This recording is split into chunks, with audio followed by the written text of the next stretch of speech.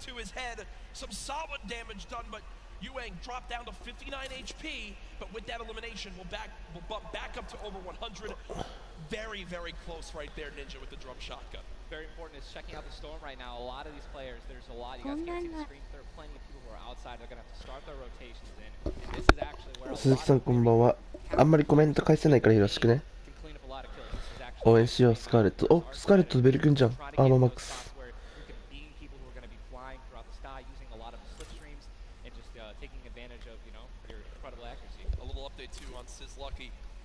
Did get the in fatal, so they're both back in play. Look at how slow this lobby is going, folks. 92 players left, and a definite fan favorite here. Nate Hill and Funk of FaZe Clan currently set on up near Lazy Lagoon. And Ninja, this is your landing spot that you went to with your duo reverse. What are maybe some little tips and tricks for players at home who like to land here? Yeah, all right, so there's, if you go on the boat, on the ship, every single one of the masts is like worth 200 wood.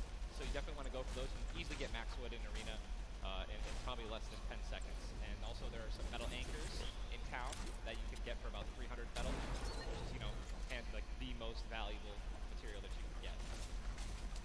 I mean, I'm just 91 players. I mean, have we talked about Storm Surge? I mean, we haven't yet. I was going to let that be a bridge when we cross it, but because 91 people left, I mean, how soon is it going to be? We're going to have Storm Surge in every game. Yeah, I mean, so, it's going to be like, this is going to be nuts. You guys don't know what Storm Surge is. Basically, the people of the team that has done the least amount of damage is going to start taking damage until they get above the damage threshold. Yes, and it tells the players on their screen what the damage threshold is.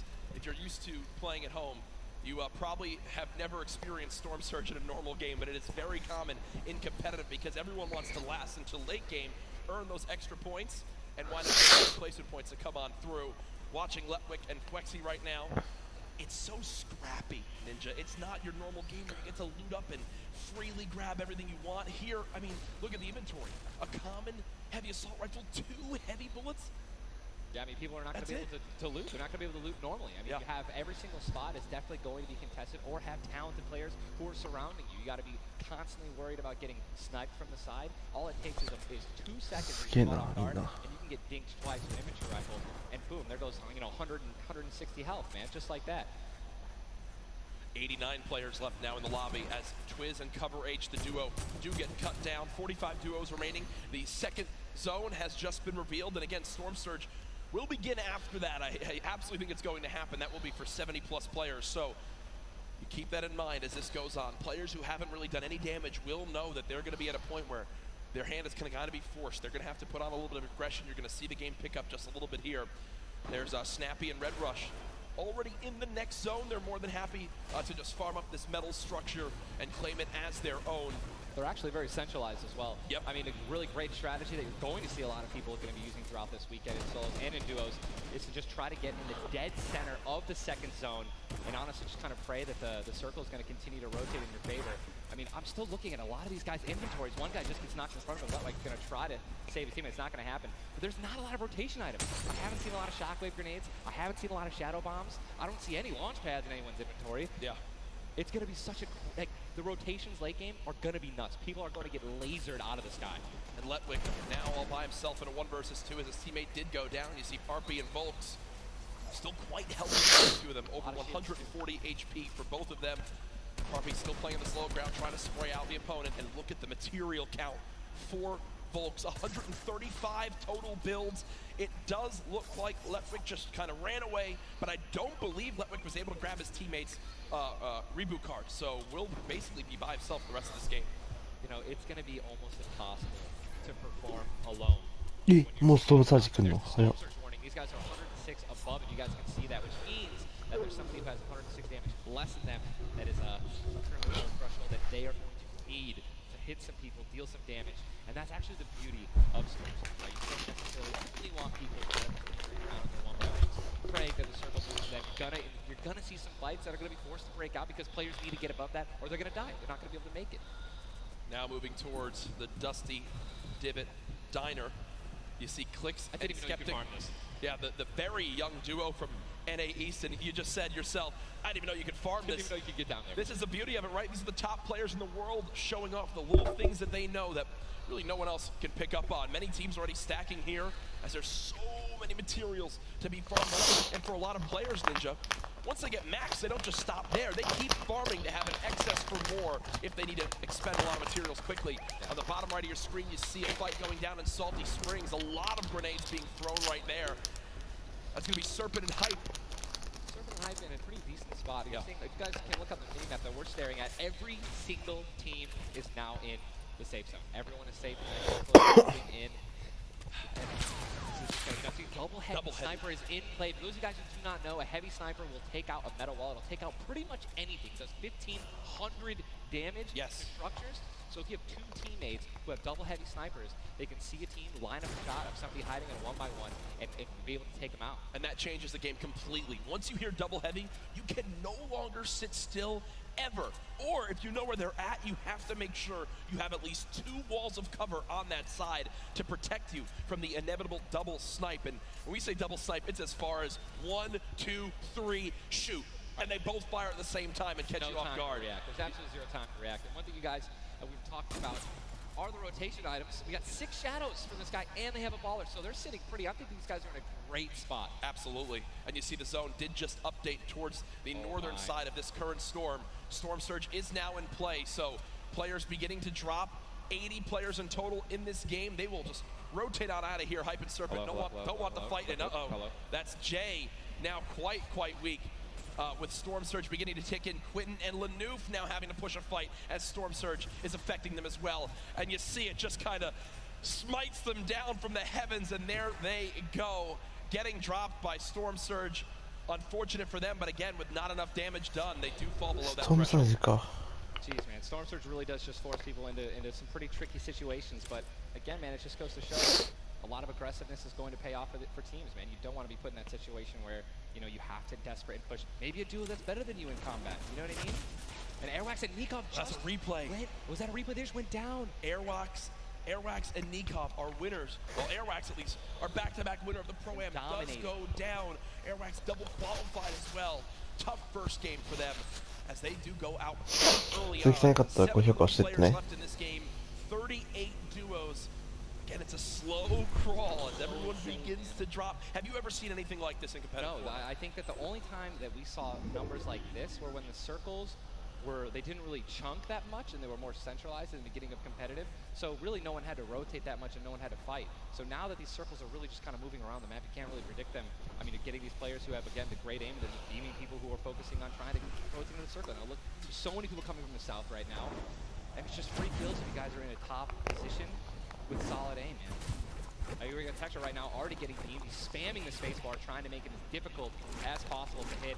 He sees a lot of, look at it, already trying to figure out right now, where's he going to land? Look at all these people who are already boxed up. They're already creating these tunnels. More shots coming down. And he's going to be able to make it. 8 grenades. So that's going to be, I mean, if he can get in a position where some players are already getting focused on the outside, 8 grenades, he might be able to clean up those kills too. Yep, that's right there. They do box up in time. Did take some shield damage, but thankfully they have some minis to replenish that in just a few brief moments as there's Eclipse now using them. He's got his teammate right next door as well. Medkit, so they're going to pop that too. Every little bit of HP matters. Saving the campfire for the late game, it appears. Ronaldo save the campfire. In the elimination feed right there. Here's a look at Mongrel earlier with his duo Mitro.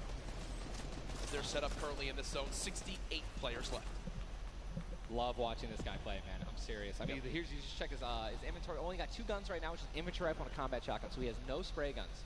All right, spray guns are, you know, anything to an SMG, tactical assault rifle, SCAR, anything like that. You know, you've got to have a gun that can shoot pretty quickly to kill players and hit players through their 1-bys. You know, very difficult. Look at that healing too, though. Yeah. 5 slurps, 2 slurps, 5 chug splashes. And they already have a slurp ticking. This is insane. They're super close to the zone as well. They don't have to move too far. Yep, and material-wise, look at that, 135 total builds. They're in a fantastic position to make some noise in game number 1. We'll definitely keep up to date with them. The slipstream slowly inching towards where it begins to shut down Ninja, but with so many slipstreams still available in this current zone, a lot of players are going to use that to rotate on in freely without using launch pads or the shadow bombs. There's your whole map right there. the eastern side of the zone. None of these players really going to be into play. They're going to have to inch a little bit more towards Loot Lake if they want to be safe. Some of the best, I mean, look, these are the best players in the world, and look how close they are to one another, man. I'm so excited when they actually have to force into these fights. The Storm's going to start pushing them. Look how, I'm sorry, man. I just can't, man. You guys notice also, Stinks, man, these players are so talented. It's going to be so hard to spray through their walls and actually deal damage to them. So you need things like grenades, like Stinks, right? Little fart bombs is what I like to call them, to force people out of their 1x1s and try to shoot them as they're rotating away and trying to build new 1x1s to dodge the Stinks. You see the Stinks right now going down on Mongrel. And Mongrel gets immediately ripped in two as it seemed like the lobby began to focus him right there. His duo is still alive. With good rotation, luckily, hopefully. Definitely has a bunch to, to be able to play with. The next Storm Surge has begun to kick on in. Intro, 12 damage below, will have to begin to put shots down range. The zone pushing as well. So in this position, with the zone at their back, Mitro's goal, spray at players who have to push from the zone. They have one way they can go. They can't afford to take storm damage. They've got to push right at him, and Mitro knows that. Now begins the fire. Dubs just below as well. One of the players who qualified multiple times through solos and then once in duos. They also have some great rotation. 2 ballers still intact. And here's the thing that you just mentioned, all these players who are going to be rotating in, being forced to rotate in. Everyone knows that. Very little ammo, though. Look, these are the last 9 assault rifle shots. It is getting scrappy, folks. There's the split. さっきね結構スカーレット出てて忍者がベルーって呼んでた。 They have about 150 shots to work with. The zone still pushing. 61 players left.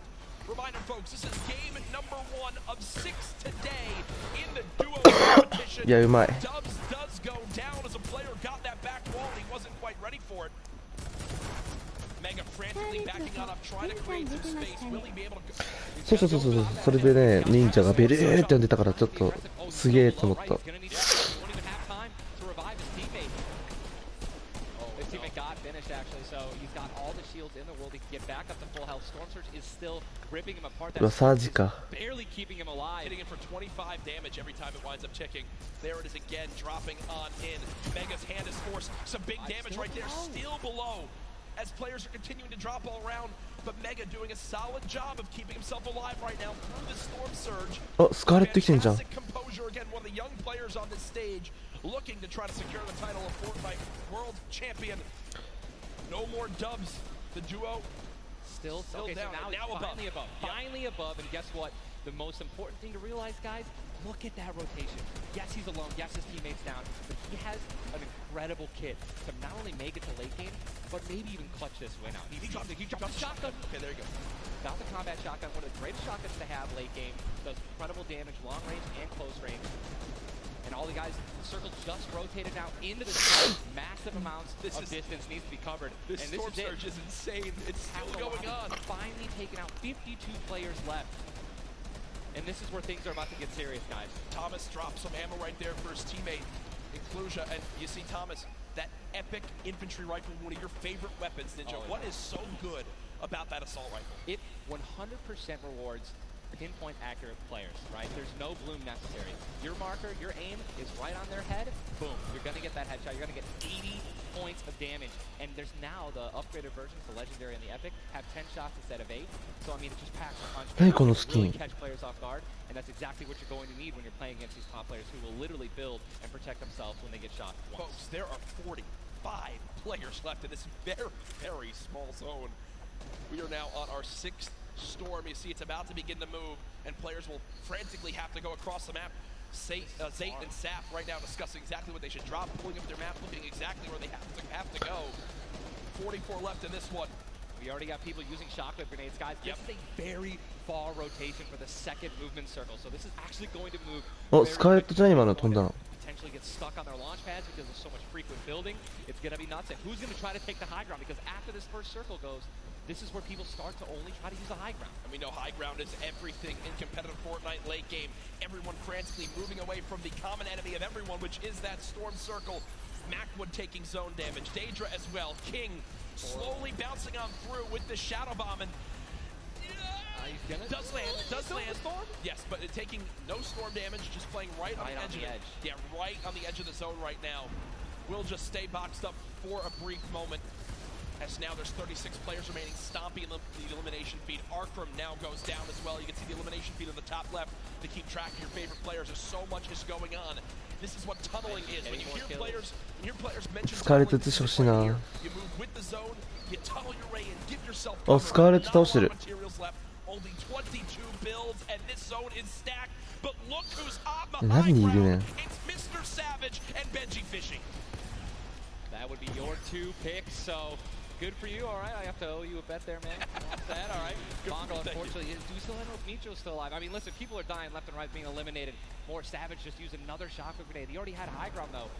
The question is, are people going to try to take it? You know that if you really want the chance to win this, you're going to have to try to take the high ground off or have a rocket launcher to just take him out of it. He's just so weakened. Mr. Savage just looks up and beams the player out of the air. It's all Benji Fishy and Mr. Savage in the elimination feed right now. Savage かこれ。 Players left in this one. But 20 duos. There's almost no duos remaining, Ninja. Right, it's all solos, and this is kind of what's going to happen, man. Mr. Savage goes down. It's up to Benji, and listen, Benji's been in this position before. We know he can handle it. Nitro's still in the game as well. I just saw him. He looks incredible. わかんない、名前が重なってて見えない。 Benji's just going to try it. スカーレット生きてるっぽいけどね、まだ。あ、イチゴや。久しぶり。いや、ベルが死んだか。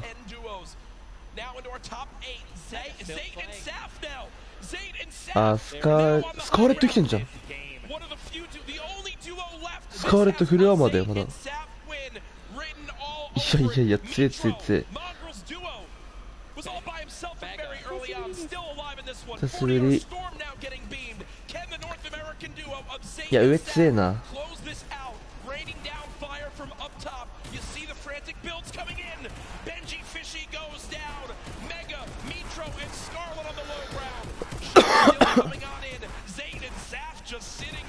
いや、スカーレット痛いな、それ。い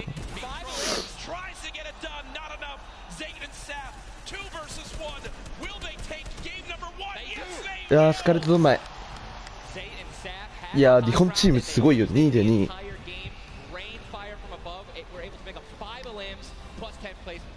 いや、よく耐えた。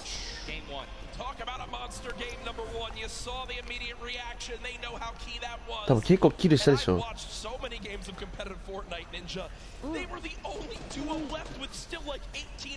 やばー、スカーレット頑張ったな。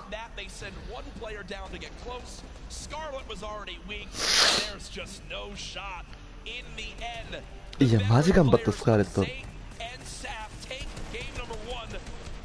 You know, Ninja, that was a big topic of conversation. Players with LAN experience, players who've been around the Fortnite competitive scene at these major events for a long time. Will they let the nerves get to them? Guess what? The answer is no. Zayt and Saf take game number 1. Kept their composure. It was absolutely incredible to watch, man. And seriously, these guys have been absolutely やばいな。スカーレットの多分2位だろうね。でもなんだ、キル数的にはどうなんだろうな。But the fact that they made it through those storm surges, even with them not getting very aggressive, they had 0 elims down to those final few moments. Mr. Savage and Benji Fishy, we have to talk about them for a second as well. The European young duo, they were on the high ground. It was looking good, Ninja, but so many players focusing them, the shockwave grenades as well, and they had no healing left. It's unfortunate, man, when you have a group full of these players who are literally the best in the world.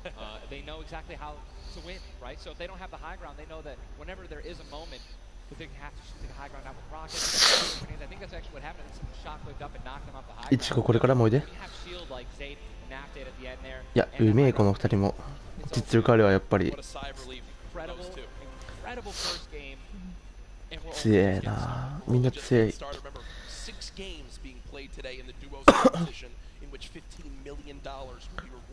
Tomorrow we do it all over again, except with solos.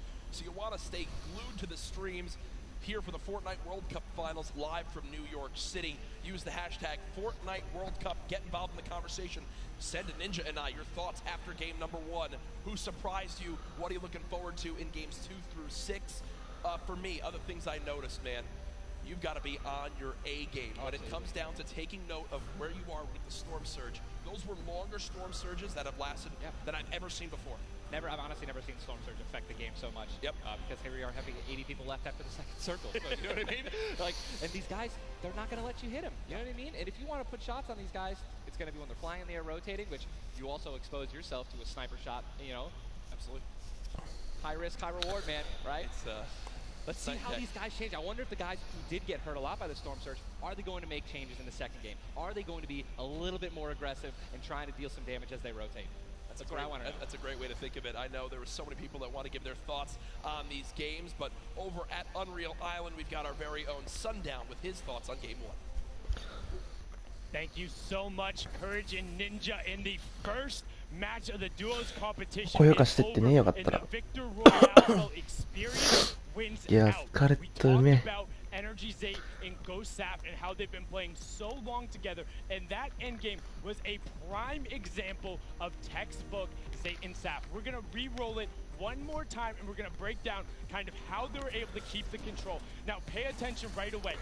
You can see on the backside, Saf has one angle while Zate is going forward, and they're moving back over the tarps they've already established, but the angles they take make sure they're covering everything. They hear the shots below, they're putting the fire down towards them, and Scarlet is able to pick up Mitro, but doesn't have enough to get out.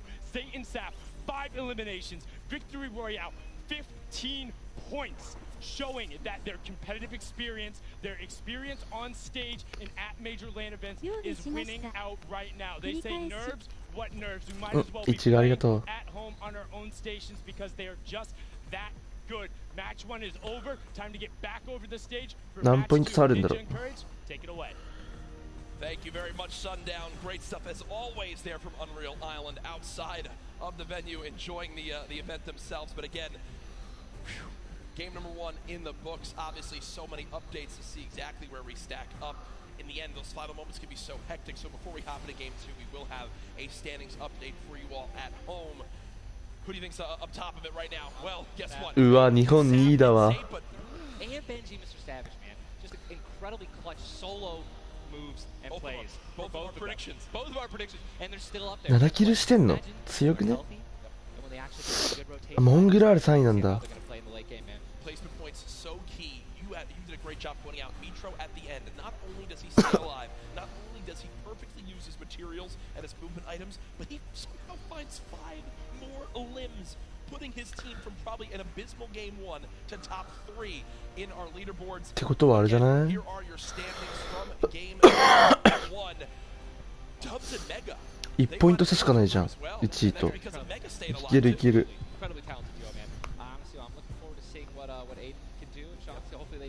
Step it up in this next game. Game 2 is about to get on its way, man. Are you ready? I am ready. Ladies and gentlemen, in this sold-out arena, are you guys ready for game number 2? Oh, yeah, they are. Oh, yeah, they are. 8, 7, 6, 5, 4, 3, 2, 1. きたー。スタートスタート。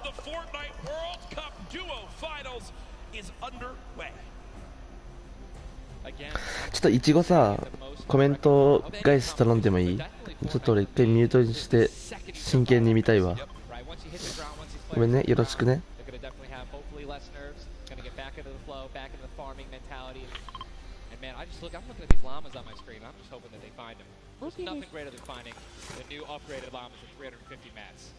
Dude, they're insane. And they're everywhere. And look, wait, can we look at the map? Look at the north side. You've got 3 llamas in a very small area. And many players have gotten better at spotting llamas from very, very far away. I mean, the one thing I tell, I was telling my teammate Malachi, I was like, listen, man, sometimes you just actually have to tell yourself, hey, we should probably look for llamas as we're flying in because, usually you're looking for players who's going to be landing next to you. But if you actually keep an eye out for that adorable pink, purple, and blue llama. And there's one. I mean, look, you're just going to get rewarded with shield, rotation. There's Shadow Bomb Storm, campfires, minis. I mean, these are incredibly valuable. And remember, materials get capped at 500 of each type. So when you get 350, it's done its job for you. You can spend much less time looting and, farming and much more time looting. And look at Zate perfectly using the Shadow Bomb Ninja. For players at home are wondering how he just used it for way more than the 6 seconds it actually lets you use it for. Explain a little bit of staying on the side of the mountain. Yeah, all you have to do is just continue that jump animation. That's going to trigger the double jump. And as long as you don't touch any solid ground, you're going to be able to continue to double bounce back and forth, man. It's an incredible use of the shadow bombs, and you're probably going to see a lot of players do something like that in the late game off of other people's builds, and which is way more difficult to do that off a mountain, by the way. For sure, as we now take a look at the storm landing side of the map, and this storm is very far. Great point to bring up there.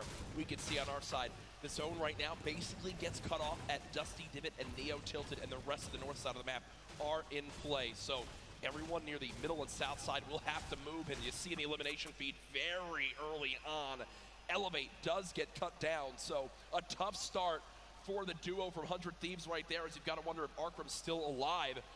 Either way, though, Daedra and M11Z looks like they have players down in Loot Lake, in Loot Lake, Lucky Landing, and they do have a duo nearby. Looks like they're trying to obviously back away while continuing to farm up.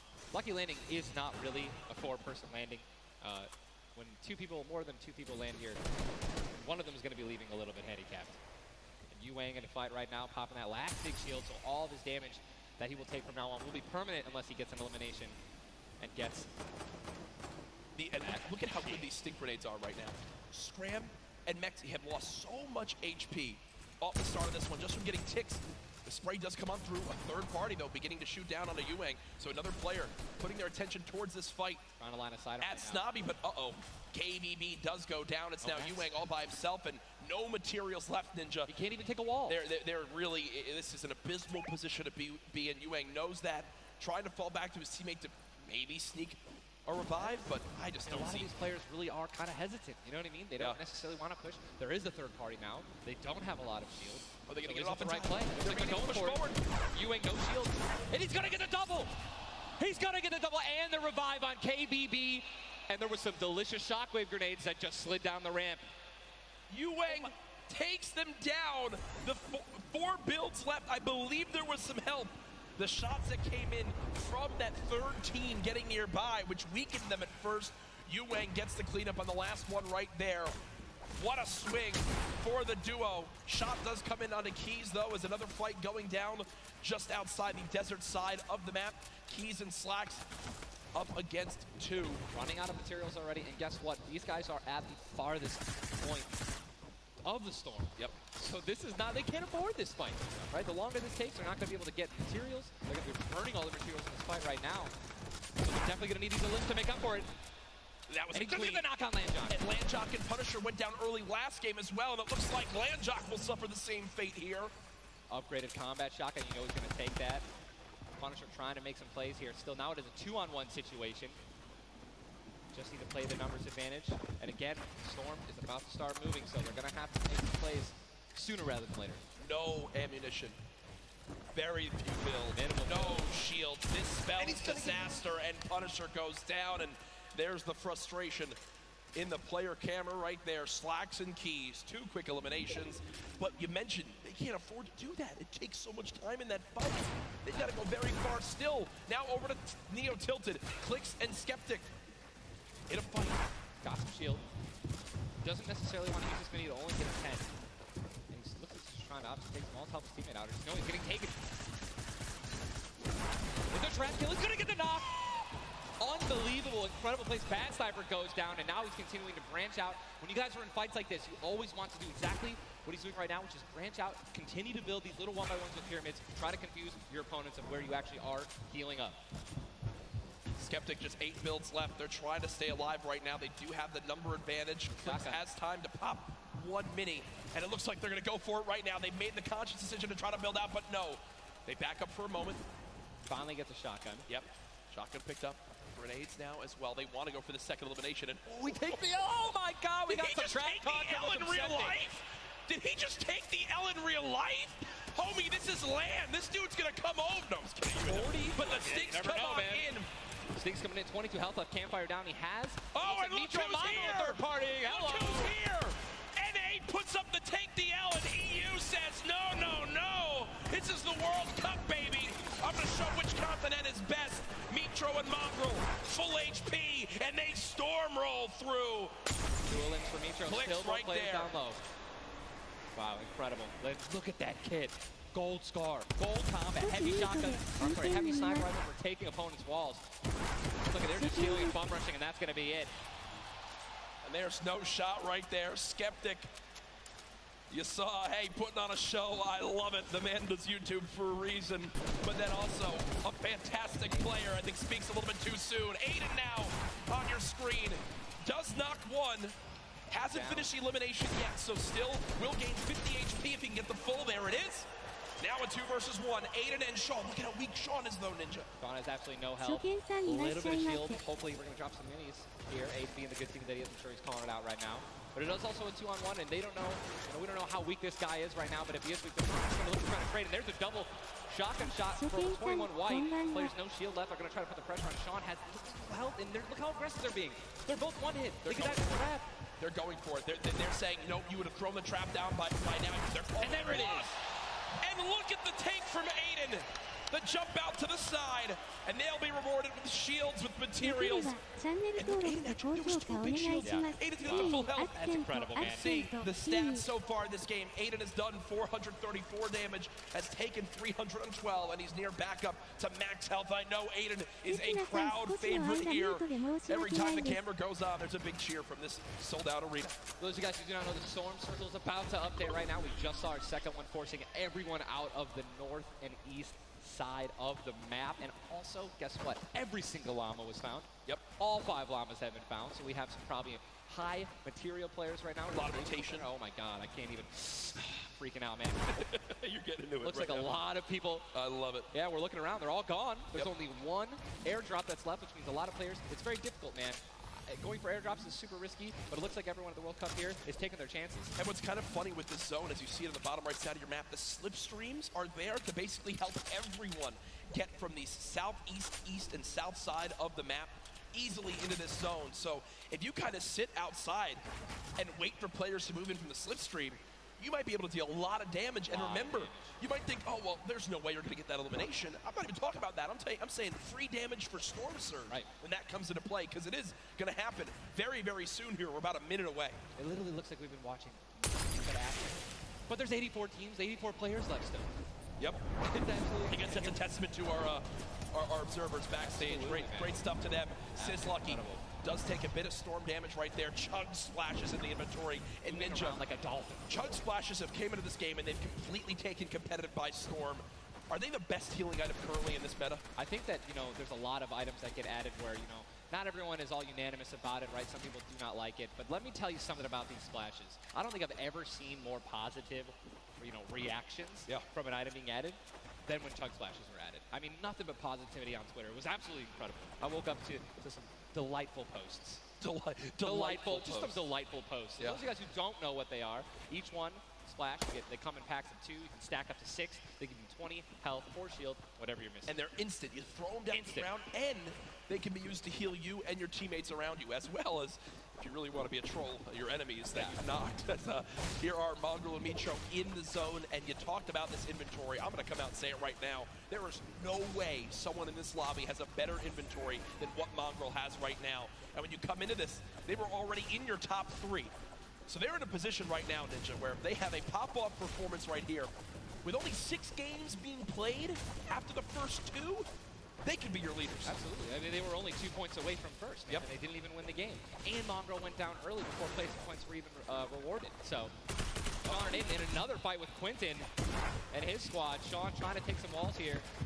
And he's out of light ammo. Out of materials. And he's out of materials. So he can't even spray right now. The only thing you can do is spray an AR, and that's not really going to be effective against top players if you're actually trying to take walls. Well, the player tried to drop a trap down low to bait Aiden, but Aiden does not fall for it. This seasoned veteran trying to cover his back. Players beginning to spray on through. Stink bombs dropping, and there's one of limb.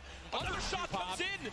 Gets his shield. That's why he went for the thirst. And grabbed the mats. 365 mats now he is, or more than that. He's got to get out of the stinks. They've got to get out of the stinks. So weak 2. Look at how weak they are. And don't they can get both Sean and Aiden. I think that's exactly what they should. They split up. Now he's trying to take them one by one. Get pushed by more than one person. Quick reaction from Aiden, but this looks like it could spell disaster for the duo. Damage dealt 639. He does go down, though the quick edit comes through. Making plays. Now it's up to Sean. Can he clutch it? Only 2 HP. Got some minis. Picked up some ammunition now for his minigun. But looks like Spades is just way more healthy And obviously there's 3 other players who are around him as well. So what's he going to do? Looks like he's going for high ground, smart play, but he's out of mats. Oh, no, he does. He's got wood. He's good. Yeah, we both freaked out. Going to put himself in a nice pyramid. For those of you guys who don't know, when a brick or a metal pyramid. Big thing to note. Look at his zone. He has to push. That's it. He has to push. He has 52 health, but the zone is right at his back. He's got to go. Don't even worry about Storm Surge. They're 446 aside as well. Has a shot, and he's going to be taken down. I mean, that's just the worst position to be in any competitive game, is being weak, low materials, low health, and being forced to push in. Every time you watch Aiden, and whoever he's playing with, they are always the most aggressive, it appears. Yes. If you remember the famous moment, I think for me, arguably one of the most famous moments in Fortnite competitive history was the Nick Merckx and Aiden duo, where they made it into the big bonus about a year ago. Oh my God. And a crowd popped off. Well, they're always scrappy getting into eliminations. Here, the stat popped up for a second. Aiden and Sean had done 680 damage in the game. The average in the lobby was 80. They were 600 above in this lobby already. Unfortunately, though, when you fight that much, there's a higher chance of you going down. Speaking of potential fights, here's Sizlucky and Brush, who we saw earlier on in the last game at Fatal Fields struggle to stay alive. Now in another tough spot, as they're both low on shields and low on health. Decent rotation items, 2 shadows on the launch pad. Again, I always want to keep stressing that, because if you guys have some launch pads, even one shadow can get you into another zone, right? Which is going to hopefully get you those placement points that you need, or even put you in a position to get some eliminations. But yeah, as you said with Aiden, we mentioned earlier, are people going to change how they're going to play, right? Are they going to do anything different here at the World Cup? And guess what? I'm pretty sure we can say that Aiden's squad is not doing anything different. They're being incredibly aggressive. They're putting the damage down. And unfortunately, there were just too many players who took advantage that they were weak. And that was the top 5 leading into this game. You see it updated again right there on your screen of where the leaderboard is at the moment. Mitro and Mongrel staying alive, in a great spot, holding this pyramid edit. And for people at home who might not know, he's not exposed right there, right, Ninja? He's peeking through his build. Correct. As you guys are peeking through a pyramid, you hit edit on it, you cannot be seen, right? And you can also see through it. It's a very amazing feature. Fortnite Battle Royale. Fortnite Battle Royale, the ultimate Battle Royale experience. Ultimate Battle Royale experience, man. Blue T is in the storm, taking damage, a lot of damage, and he's still going to be rotating. Road taking damage as well. Thomas going to have to make some plays. And there goes Road. He actually just got knocked. 66 players remain. And this storm is kind of moving a little bit away from Pleasant Park. But it's once you have a high ground mountain in play, I mean, I'm wondering if it's going to go north. There's 3 high ground mountains in play. And really mixes it up late game. A drone ship that people can wind up going on top of. And those are brilliant to use. Oh, absolutely. If you guys can get up on top of those, guess what? You have ultimate high ground on the map without having to place any mats. Yep. It's incredible. You can't get sniped from above, and you can deal as much damage as you want. Also, it's incredibly difficult to shoot players that are up there. 100%. But it's important to know that after the 5th circle closes in, those air vents will stop working. So if you don't have any rotation to get down, glider, redeploy, anything like that, yikes. That's a massive yikes. So you have to pray that someone puts a launch pad down underneath it somehow. Yep. And go for it. Yeah. Just risk it all. Most of these teams will mess that up. Now, we talked about our Game 1 winners, the team that took home the Victory Royale, which is, again, 10 placement points, the max you can get for placement in these games. It was Zayt and Saf, and they're currently set on up in this zone for the moment. Did they just get the zone as well? Are they the yellow team in the mini-map? I mean, they're close enough for sure, I can see. I think, no, actually, no, they got to rotate a little bit, but look, they got 4 shockwave grenades. Yep. And they'll be all right. They'll be able to make it happen. Airwax and Peacock, man. Here we go. They have to rotate the farthest. Look how many stack players are on this side of the lobby right now, and they're all going to have to move very soon. Yeah. Arkram and Falcon are having tough rotation ahead. Slacks and Keys. Watch them fight a little bit earlier on against like Landjock and to pop Punisher. those heals till his teammate comes in. Yep. No, he missed one. He did miss. No, his teammate's full. Teammate's full. Okay, it doesn't matter. Geez. Teammate's full. You know, I was playing with Myth the other day, and he was using a lot of chug splashes without me, so, you know, hey, I'm really sensitive on it. I'm still really sensitive. We'll let you and Myth handle that one. As, again, it seems like some tension there, but we continue to move on in this fight. This is game 2 of 6, folks. The matches will be going on throughout the day. 62 players left in this one, 35 duos. You see Arkram and Falconer. It looks like they did a duo shockwave to try to fly across the map together. Good teamwork. As the frantic rotation begins to move on in, more Storm Surge will soon begin to come into play as well. Jack, I have a question for you, man. Yes. Once these circles start closing in, they're so small, What do you think is the play? To rotate in right away once it's revealed if you're far out, or to wait and be the last team? For me, it completely comes down to what you have left, what you have in your inventory, where you are at, the leaderboards as well. If I'm in a position where I know I need to make some ground up on the leaderboards, I want to rotate early and try to begin to spray back on the opponents to get some free eliminations. Yes. If you get the zone on you, you begin to just build on up and get that height so you can spray on down as well. In this one, though, again, all comes down to rotation. If you have nothing to rotate with and you're far away, I think you play late and hope someone else drops a launch pad near you and use that community pad to your advantage. Yeah, and we're looking over here at Yuang, 3 eliminations, sitting here with some very good materials, and definitely a very delicious loadout. Anyone with a heavy sniper and a blue SMG in a combat. And remember, he started the game in Snobby Shores with that clutch when KBB did go down, so they're still in this one because he still has that beautiful blue combat where he clutched it with, man. Yes, he does, and all the materials you could ever ask for, nearly 100 builds in this one. You see they're marking right now. I think they have a double heavy sniper combo. They're either marking double heavy or they're saying, focus this, the zone's closing there. We're going to find out soon enough. It literally looks like he's marking exactly. He's trying to look and see. Yep, they do have a double heavy sniper. And Ninja called it, the man knows. They see one. And you guys saw the pyramid. This is exactly what Jack talked about earlier. You need 2 walls, 2 layers protecting you from one of those walls so that double sniper will not take you down. But they've got the tools, the key to open all doors, as I put it. And this zone, Ninja, it just moved over a mountain, man. It just moved onto the side of the mountain, so high ground will be in play. But at the same time, Ninja, half of the low ground still in play, so it's not as bad a position for the low ground players. Here's a look at Mongrel and Mitro. Remember, Mongrel did go down early on in the last game. He's got to back on up because he's burning through materials very, very quickly. They're far above this Storm Surge, so they're good for the moment, and there's the replenish from his teammate in Mitro. 64 total builds left. Always see them doing this. They always split half and half match with one another, and then they go and collect the others, and it's just a perfect way of making sure that you guys have equal material. Look at how weak Sap is. Sap just sneaking up through with that shadow bomb. The spray coming in from Mongrel. Stink bomb is hit as well. Everyone focusing these players on the outside. They've got the minigun firing too. The lobby now picking up quick as we move into our pit zone. The storm is closing in, and that's going to be forcing everyone to get into where the safe zone is right now. It is moving in towards Pleasant Park. Guys, this is absolutely insane. 51 players still remain, by the way, in a circle this small. They're just trying to get as many limbs possible as people are rotating in. Mitro on the bottom right of your screen with that minigun has 631 bullets to spray down with Mongrel in a fight. Gets one player weak, but does have to back up. Didn't get the clutch. Someone else stole the kill from him. Mitro gets chucked as well.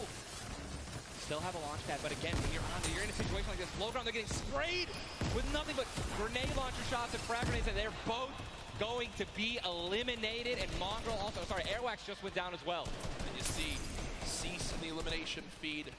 Does look like, remember early on, Elevate did go down. There's loot looks so delicious. They go for it. Zane and Sap, do they do it? Do you go for it? There's a launch pad there and so many materials. This is game-changing loot right now. They've got the builds to go for it if they want. They're going to do it. They're going to make the play. A gold combat shotgun too, man. Zane and Sap uncontested. That's one of those risk versus reward plays that can help set them up for 2 victory royales in a row. Mongrel and Mitro's loot too, man. Oh, that was making a statement. And we know that was juicy loot. They're making a statement saying, listen, we're from NA, we're here to play. Taking out the Evil, they didn't know they took them out, but they're definitely taking their loot. Yeah, for sure, as they are still above this so great rotation items too. They both each have a launch pad, both have 2 shotgun grenades, and they're gonna go. He didn't get it though, they try to get both at the same time. Gonna be flying, and this is it, another massive rotation going to be taken to the center of Pleasant Park. They're 167 damage above the threshold, so they're looking pretty good right now.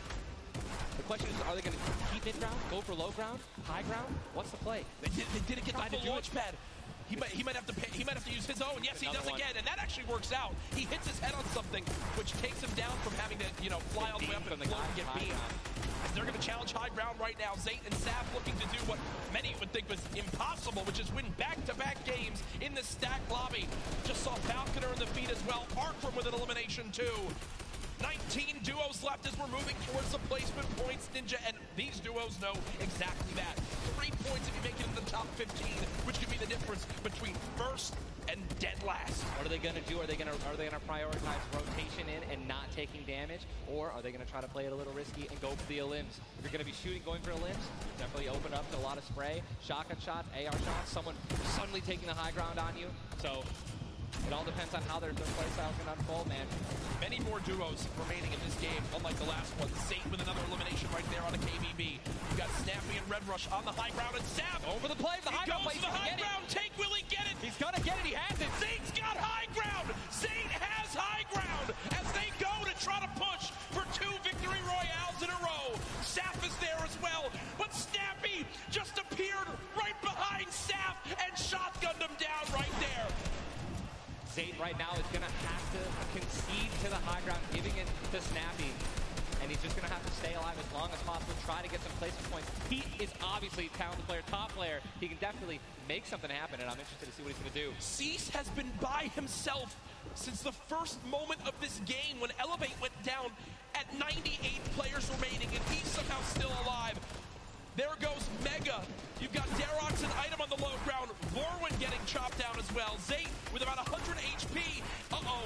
Here comes Vinny and Zexro. They're trying to challenge for the high ground. Keys right now being held in the storm with 5 eliminated. He's going to be eliminated from the back. Zayt taken down as well. Snappy still with the high ground. Zex and Vinny and TSM crew looking good, and they're going to take it. They just took high ground. Snappy gave it to him. And they just got the high ground. Great use of the shockwave as well. Vinny as well as Zexro on hype for the moment. 5 eliminations so far. They're putting their names in the hat for potential victory royale in this game. Go down, right? They want those limbs. Vorwin now with eliminations back to back. 4 players left in this one. Zexro and Vinny spraying from the high ground. It's a 2 versus 1. The player right on the edge of the zone. The shockwave into the air. And he's going to drop on down to hype for the moment. The spray coming on in. It's not enough. Zexro and Vinny. TSM takes game 2 with style. Both alive. You love to see it. The victory royale and 7 eliminations. Look at that. Vinny's hyped, and Zexro looks like he was stunned. They forgot his fries on a fast food order. Why am I thinking about food? Oh my, you know, Jack, it's pretty expected at this point. But God, it's unreal. 2 NA teams have taken game 1 and game 2, and honestly, I think that we can all say that the teams hyped up the most have been even. Guess what? Mongrel and Mitro, man, they've also been performing well. They still have so many points from eliminations. Yep. Oh man, what a great shotgun shot. They were perfectly in sync. They're even jumping and shotgunning at the same time. Vinny, pop off, man. You love the pop off. So hyped. Zexro's about to start cranking 90s or default dancing in the lobby. Like he's trying to talk about literally what are they going to do in the next game. Yeah. Like that's what that focus is. That reminds me, I've been in this situation before. He grabbed his hand and shook it for himself, man. That's a top teammate, man. Great synergy. What a start to today's competition. The energy in here is insane. I am looking around and there are thousands and thousands of people filling up the Arthur Ashe Stadium live from New York City. Again, my name Jack Courage Dunlop, joined by Tyler Ninja Blevins for what is the first ever Fortnite World Cup Finals. $30 million on the line this weekend. Millions will be tuning on in from across the world. There's so many ways to watch, and we're just 1/3 of the way done with today's action, and it's already been fantastic. Don't even want it to end, man. I could be here all night. These games are incredible. Yep. And just listen, if you guys are watching at home, you guys want to be here, right? You guys want to be competing. Take notes. Yeah. Watch these players. Watch how they build. Watch the fights that they take, the way they rotate. And we'll see you guys here next year, man. Well, guess what? Game number 2 ended with style with the North American duo of Vinny and Zexro taking it there on the floor with none other than Jordan Fisher. Thank you so much, Courage. I appreciate that. NA showing up and taking care of business. Games 1 and 2, Vinny and Zexro with a fantastic in, both together, which is an incredible thing, right? Walk me through the just in-game for you guys. So the comp's kind of hectic because of the noise, but we're just really good at playing together. Like, we're the longest duo that have played together. So yeah, we just know how to. Great, fantastic work, guys. Back to you, Ninja and Courage. JD. Thank you so much, Jordan. The duo of Vinny and Zexro, you know, they've always been known as being so aggressive. Yeah. From all the times we've seen them in these competitive tournaments. While they might be some younger players, they've definitely been around the block here in competitive Fortnite. Again, you just see them, just like a lot of other talent here, always at the top of the duo qualifiers every single week. Even though they already qualified, they continue to keep playing, and practicing. Guess what? They just took a game number 2. You got to be pumped right now, man. Once you win one of these games, you can't let up, though. Again, and that's why I love that energy. Zex was immediately just, I felt like he was just talking about What are we going to do next? Hey, man, good job. We won that. Let's do it again, right? How are we going to change, maybe even do better somehow, get more limbs in Game 3? No, for sure, and they know that. They're not going to take their foot off the gas pedal. Folks, we have our standings after game number 2. Where are things playing on out? It is still Zate and Sap at the top. Dubs and Mega at 18 points in second. Zexro and Vinny, with that performance, go from 0 points up to 17, Ninja. And that is the beauty of how this plays on out. Anyone can have a pop-off game and come right back. Mongrel and Mitro still in your top 5, as well as Serpent Hype, Darox, Item, Forwin, and Tux, Snappy, and Red Rush all there. While Zate and Sap do have a nice little lead right now, nobody is safe from the rest of this lobby, I'll tell you that right now. I mean, just take a look at the points, Courage. You got 11 points, right? Benji and Mr. Savage, they fell out of the top 10. But look at that. Storm and Epic Whale, 12 points. Daedra, M11Z, 12 points, 12 points, 12 points. All they need is 2 or 3 points, 2 or 3 extra eliminations right there, and boom, they'll move up 6 places. Yep. You know what I mean? So it's still anyone's game, all right? 2 pop-off games, 1 pop-off game, boom, you're already in the top 5. Remember, if you get 50th place or 11th place, from that whole time in between, you win $100,000 as a duo. Still. But if you go from 10th up to 1st, it jumps all the way to $3 million. So everyone, eyes on that top prize. We are just 1/3 of the way through the action today, but I know we've had a lot of fun up here, Ninja. What an absolute blast. Ladies and gentlemen, here, can we give a round of applause to Ninja for hopping in for some guest casting? What a great job. Thank you, man. Always a pleasure, brother. Pleasure to be here. That's going to do it for us for now up here on the caster desk, but I know Zeke is down on the floor with some notes for you all. Thank you guys so much, man. What an awesome first 2 set of games from Saf and Zay locking down the lobby to Zexro and Vinny just coming in super clutch. And of course, guys, you've been here. We got to see Ninja. He got to go ahead and commentate some games. So what I want to know from you is, have you guys had a good time? Have you enjoyed it? If so, let's just let me hear you. You know, that was so-so. Let's pretend I didn't ask. Have you guys been enjoying yourselves? That's what I'm talking about. Obviously, we've got quite a bit more games left to get through, but, you know, if you've been watching for a long time, you know I'm a big fan of everyone that loves Fortnite. It's all about bringing people together. And I like to say Fortnite fam. That's my thing. That's what I do.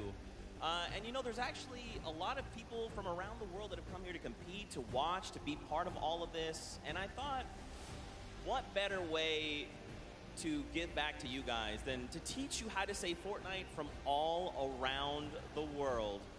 So in just a moment, we're going to take a look at a video, and I can't wait because this is actually the first time I'm seeing this. A lot of work went into making this happen, so I can't wait for us to watch this together. Let's take a look.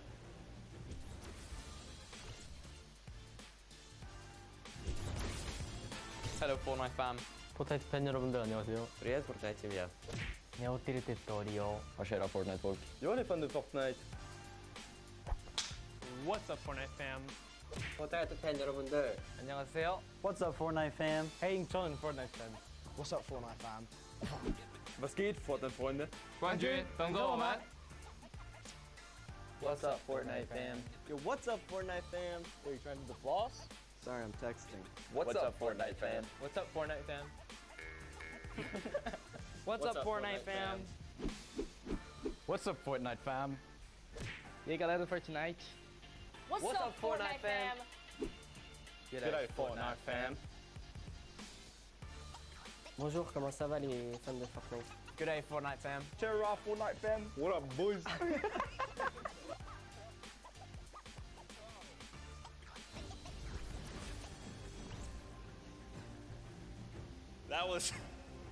That was even better than I thought it would be. Just embrace it. We, as a collective, are the Fortnite fam. Get used to it.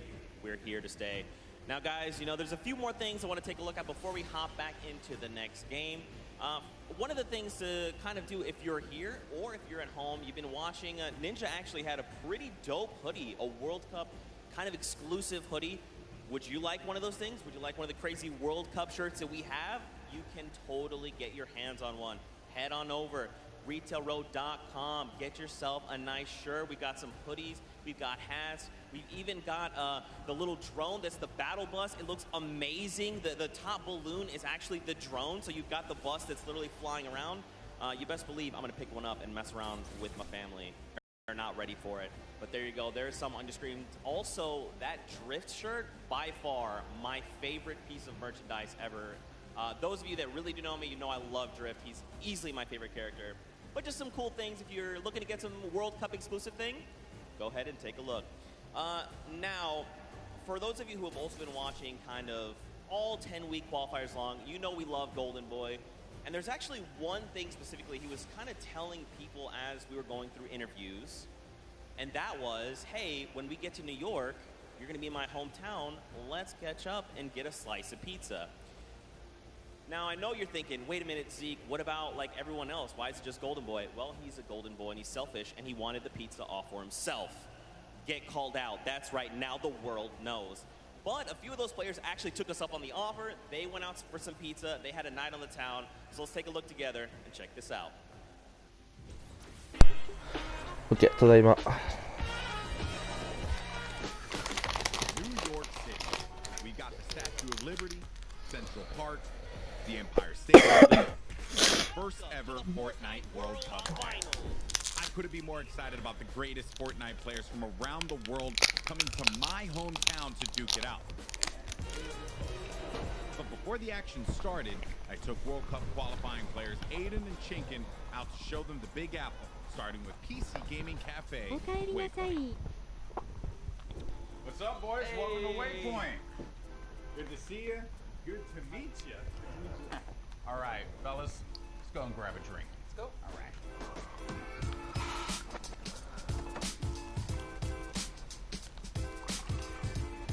All right, gentlemen, thank you so much for joining me here in my hometown, New York City. Thoughts on it so far? 一番ありがとう。 We'll start with you. Hot, a lot of people. Yeah, hot and a lot of people. I'm sorry, but also すごいな。 welcome to New York. That's kind of the way it is out here. Where are you from in Austria? Austria, like I'm near Salzburg. And the population? 40K. I think it was like 40,000 people in the train that you were in on the way here. Probably. Yeah, so, So now I want to talk about the competition at hand because obviously this is going to be the biggest opportunity, I would imagine, of your lives. You're going to be playing in front of a massive crowd. Is there a way as a player that you prepare for that? I don't think like there's a way to like prepare for it. Yeah. But try to like calm down, not get like nervous, not get shaky and stuff. Yeah. And then we should be good. Like. It's still crazy having like a live crowd. Yeah. I try not to take tournaments like too seriously. If I play relaxed, I feel like I do better. I remember when everyone's like, this guy looks like he's just chilling on his couch at home, the casters, and it was like, I was just relaxed, you know, and Yeah. just I feel like I played better. Okay, so gentlemen, we're going to be heading off to some different sites around the city. We're going to go to Washington Square Park, so let's go and check it out.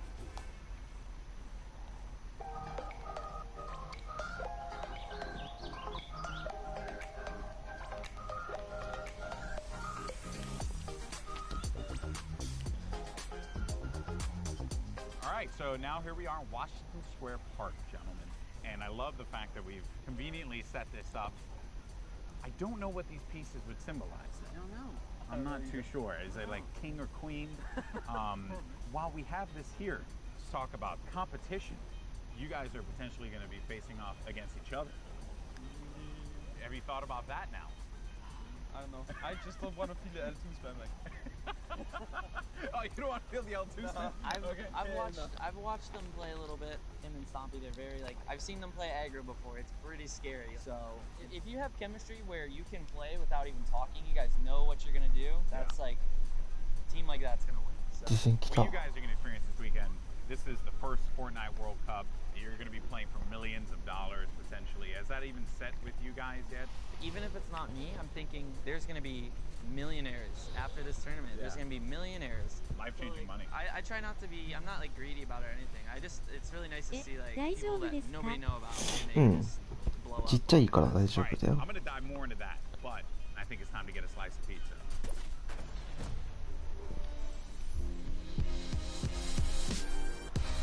Take you out for a good pizza. We'll get some pizza. To give everyone pizza. Yeah, I'm gonna show up with 2 giant boxes of pizza. Say I won't, Paula. Say I won't. And I kept telling people, hey, いや、でかいの来たな。 pizza with you, all the players, and they all ignored me. So thank you guys so much for coming out. I really appreciate it. Obviously, this has been an incredible journey for you all. You're now on the precipice of one of the biggest events in the history of all competitive gaming. I'm happy that it was a fair chance for everybody. You know, for qualifiers, you could have no exposure, but if you're good, you get in the tournament. So I'm just really thankful to be here, and I'm going to enjoy my time here. Yeah, we just try to like make our fans happy. I'm really looking forward to play on stage in front of 100,000 people. Do you feel like the fans and how they've been supporting you all on this road to this, do you feel like that adds a little bit to this pressure? Honestly, it gives just more support for me. I feel more like happy to be here when there's all these people, whether they're rooting for me or other players. Fortnite's grown so much, and I just can't wait to see all like the crowd, and I know it's going to get bigger and bigger every event. So, fellas, best of luck at the Fortnite World Cup this weekend. Seriously, nothing but the best for you. But we're in the thick of things here in New York, so I think we got to get some more pizza. You guys down? All right, let's do it. New York's got everything, and this weekend, most importantly, it's got the Fortnite World Cup. Now that these two have had their slice, let's see how they handle the competition.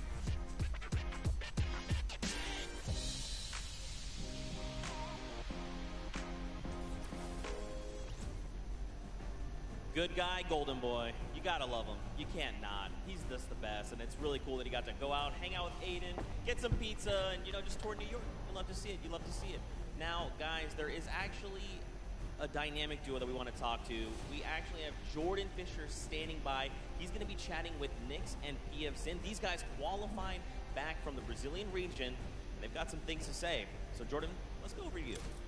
Thank you, my friend. I've got Nyx and PF Zin here. Nyx, you have been absolutely dominating in the last few weeks, especially where the solos and the duos are concerned, being the first Brazilian player to qualify for the World Cup. Can you talk to me a little bit about the dynamic that the two of you share as partners? Nyx, você estava dominando nas últimas semanas, principalmente para os qualifiers da World Cup. Você pode falar um pouco sobre a dinâmica de vocês? Eu e o PFzinho costuma jogar bem agressivo e tentar pegar o máximo de eliminações possível. PFZ and I, we try to play as aggressively as possible and get as many eliminations as we can. As you should in the name of Battle Royale. Right now, PF Zin, you seem to balance out the fiery kind of loose cannon nature of Nyx, who is obviously a dominant player, you know, kind of helping him set up for a solid end game. What's it been like to work with such a young and fiery player like Nyx? PFzinho, você parece que você consegue contrabalançar o estilo bem incendiante do Nyx. Então, como é que é isso para você fazer esse lado mais balanceado da dupla? Basicamente eu tenho uma role de suporte, então eu meio que fico nas backlines e ele vai na frente. Quando a gente tem o high ground, por exemplo, ele tem a função de ficar embaixo matando todo mundo e eu controlando o high ground. Basicamente é um lado mais estratégico, enquanto ele é o lado mais agressivo. Basically, I have more of a support role. Whenever we're in high ground, I'm just more in the background, supporting him. Like he has a more aggressive role. Setting him up. Yeah. To fire the loose cannon at the end. It reminds me of the very W key in a West that I play on all the time, and that has really, you know, just got me cranking my 90s on a regular basis. You know about that courage, right? Am I right? Back to you. Whoa. Jordan, it's back to me. Come on, courage. He's just found the chicken parmesan. Someone whispered the word and he went running. You just see it. Also, big shout out to Nyx and PF Zin. I actually chatted with Nyx very quickly. He walked up and was like, "Hi, I'm Nyx." And I'm thinking, this guy knows how to talk. So I talked a bunch of stuff, told him much I loved him. Turns out he didn't understand any of it. So I had to get a translator and tell him that I love him. But that's how things go. Now, of course, guys, I know what you want. You want more games. We have 4 more on deck. So I think for now, we're going to send it back up to Golden Boy and Monster. They're going to get us into these games. So how's CJ Mike Brown? Play us in.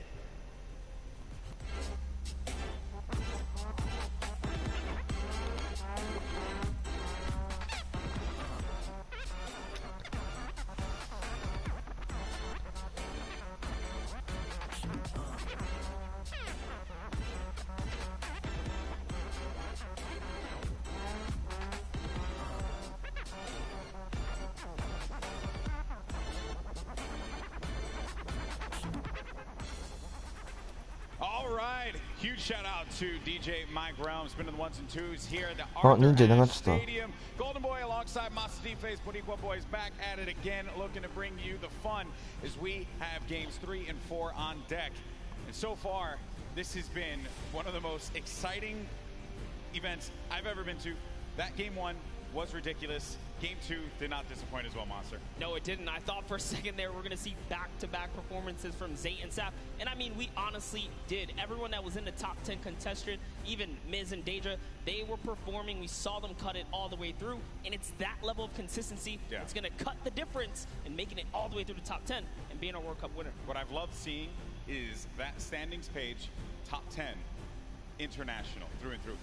You got the Japanese players popping off, European players popping off, players from New Zealand. Everyone's putting in every little bit they can. But folks, it's now time for game number 3. The players are all loaded up in the battle bus, and we are about to take off. Let's see who's going to get that much closer to raising the trophy and being your Fortnite World Champions of Duos. Here we go.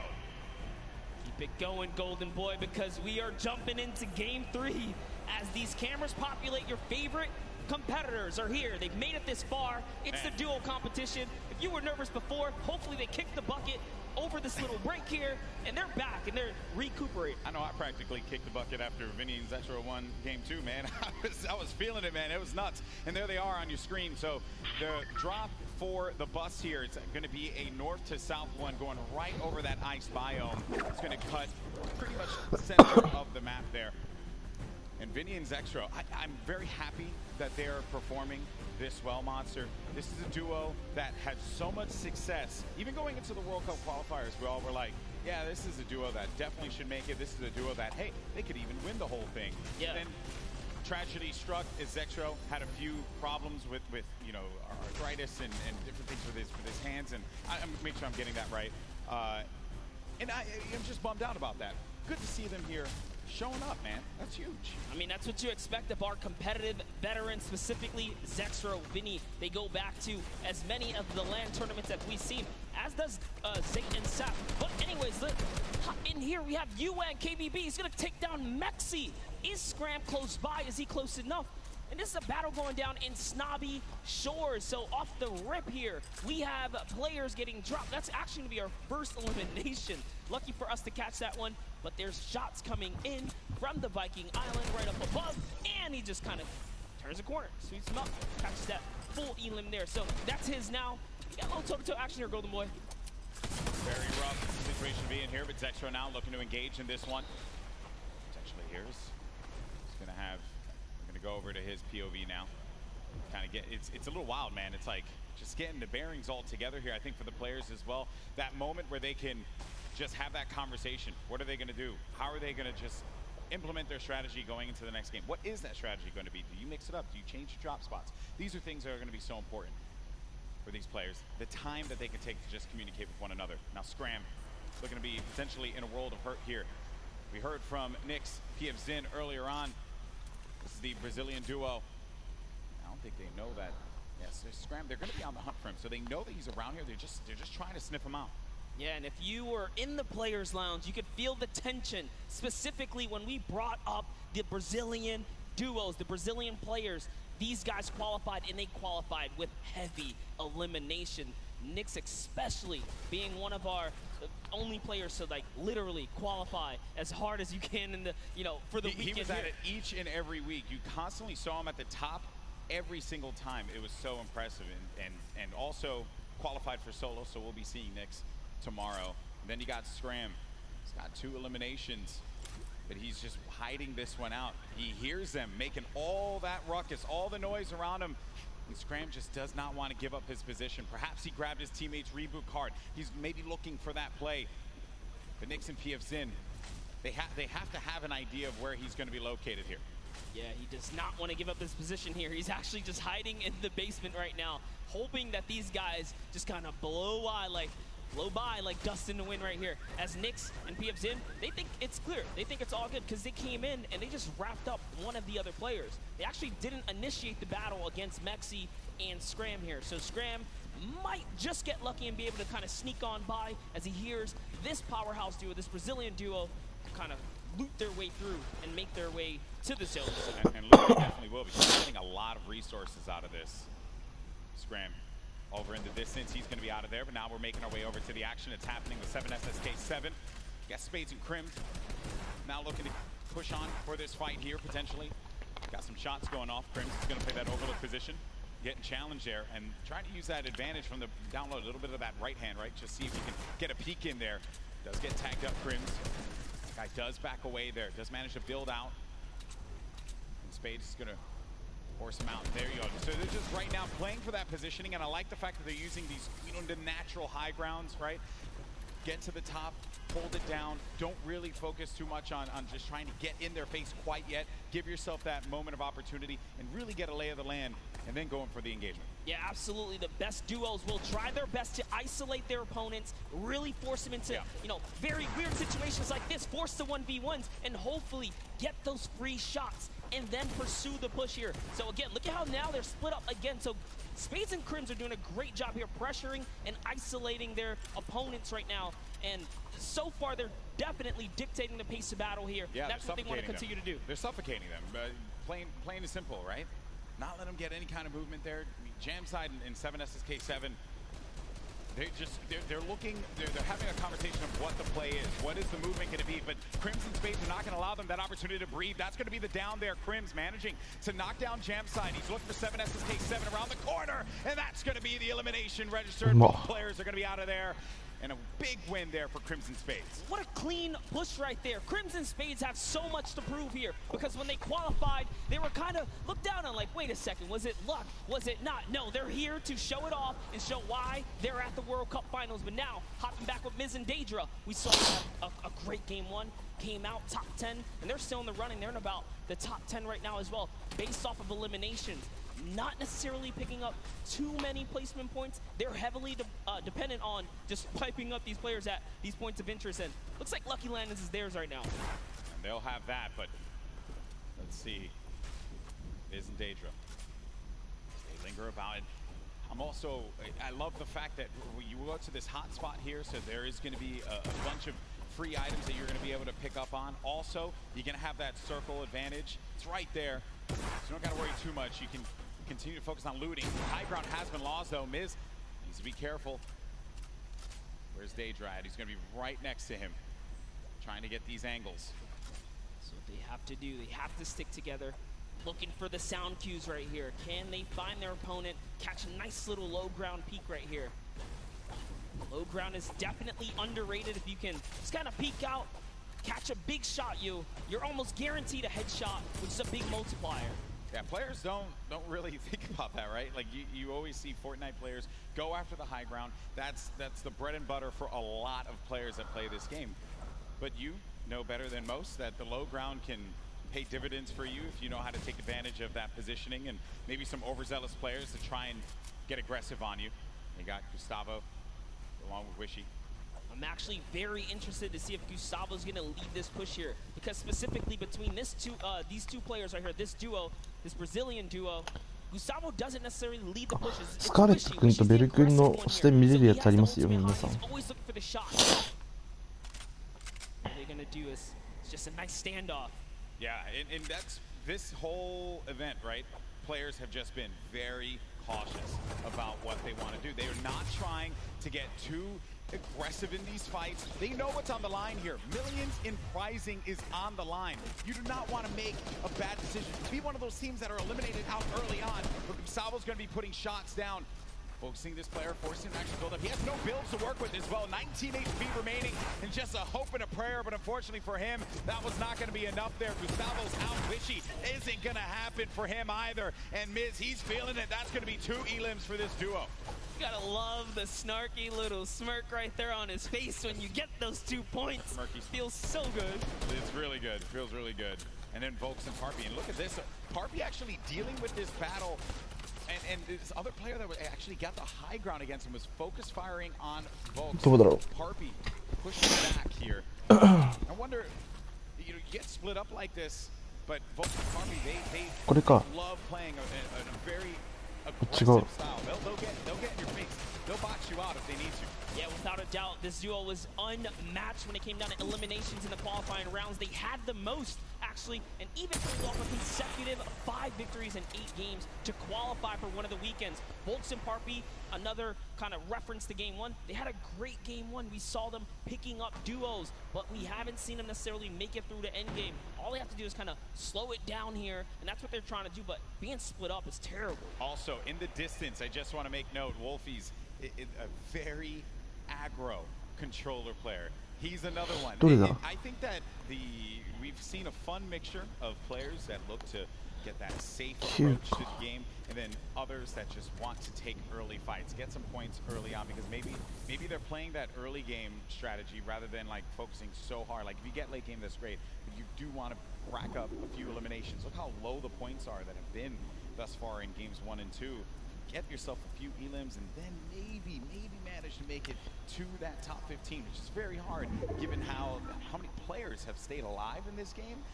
Games 1 and 2, we were at what, like circle 5, or yeah, circle 5. I think we were sitting at like 45, 46 players. They're just waiting for movement. Yeah, and that's where that storm surge kicks in, right? Does damage to players. That's deal it back. But Crew and Chapels, one of my picks to watch, have sort of been struggling in the format so far. Yeah, when the real pressure's on, you know, the environment shifts, right? Everything changes. That's right. Everything changes here, and Crew does manage to get that shot off, or attempted to, with that tactical shotgun. It was not going to get the connection necessary there, but it did put the fear in the player to have to back away. Both players, well, respecting the space from one another. The stinkers come out. Crew and Chapix having to get out of there, and they're going to use those, I believe, the shockwave nades to just fly on out of there. Didn't see the purple over their bodies there, but they were able to fly on out of that fight. Could have gotten real risky for them. I was going to say, that was a respectful disengage. You only got 6 games here, 2 of which have happened. Yeah, that's they right. need big performances. They have to push towards placement and endgame. So good on them to kind of back up. And when you have stinkers, there's no defense against it. You get chunked down right through your builds. It really is annoying to go against. And speaking about the stinkers here, Epic Whale's under pressure right now, and that's just going to chunk him down. They force him off of the campfire, and we'll see if he returns to it. Yep, here you go. Yeah, you're only going to get so much time with that campfire. Epic Whale, along with 40R Storm.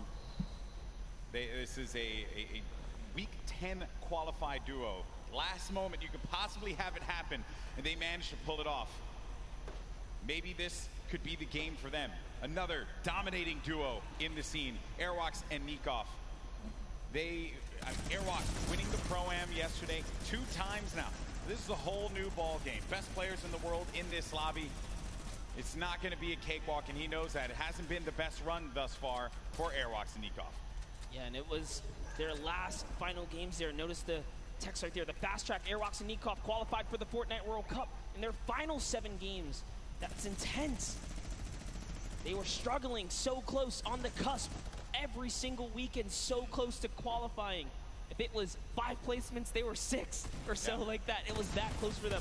But jumping in here, Crew is going to put some pressure down, and it looks like his teammate has been traded out as well. He's already gone.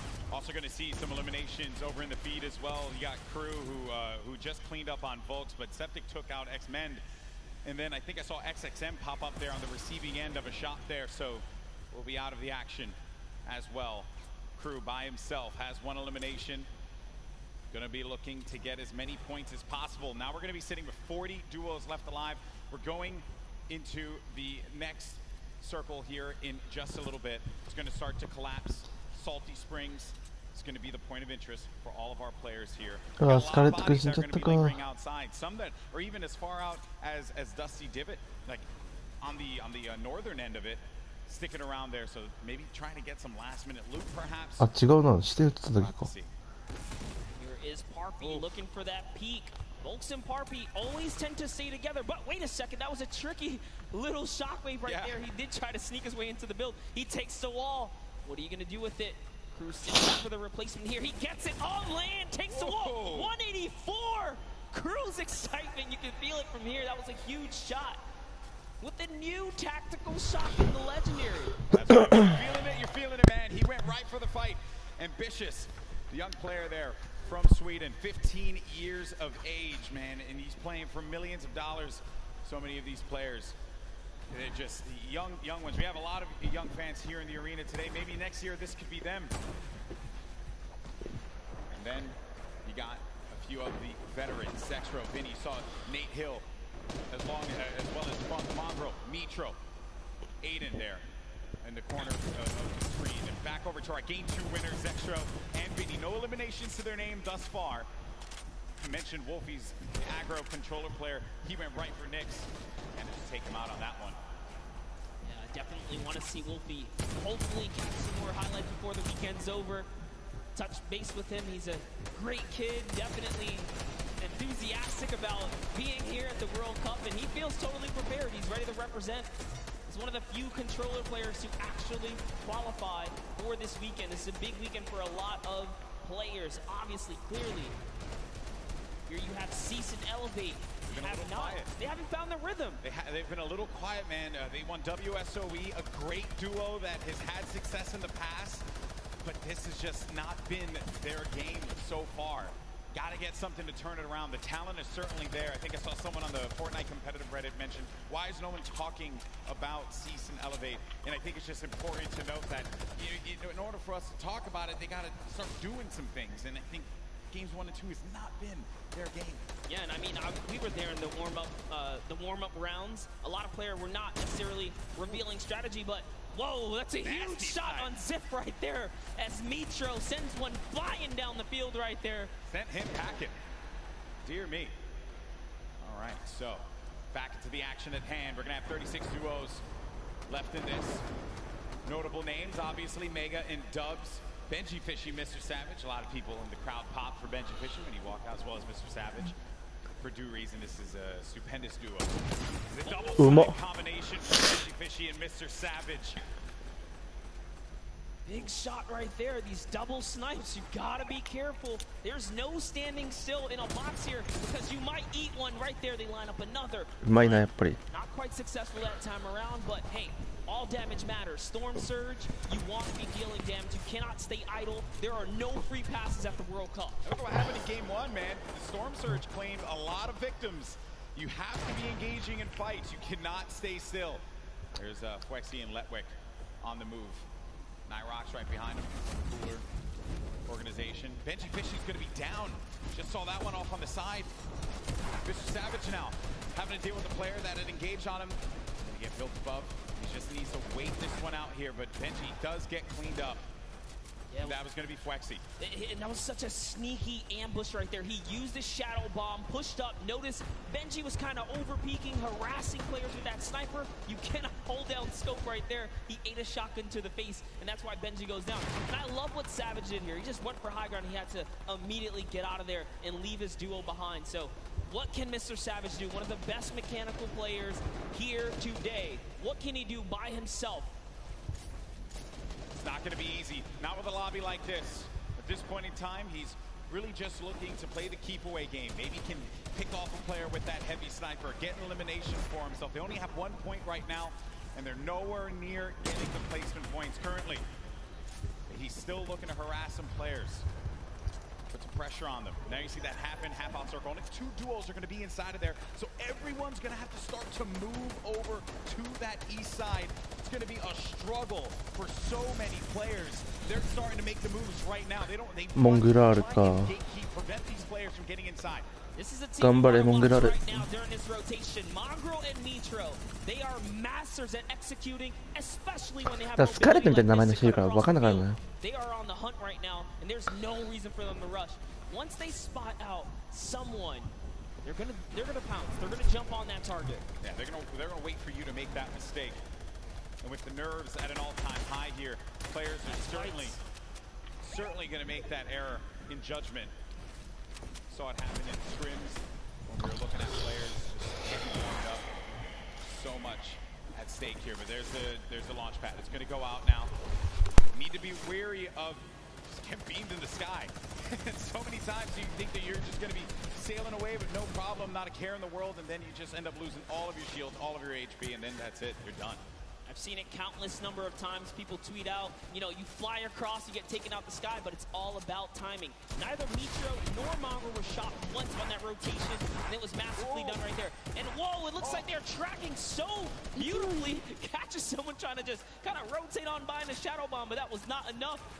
You are not safe from the shadows there, buddy. Another thing, too, was that when they were out of position for a brief moment, the way that they were able to just get back together, right? That patience with one another, the communication, you need to have it when you're getting down to these final moments. 25 duos are going to still be standing here. You got Calculator and Macwood. They're going to have that high ground up above.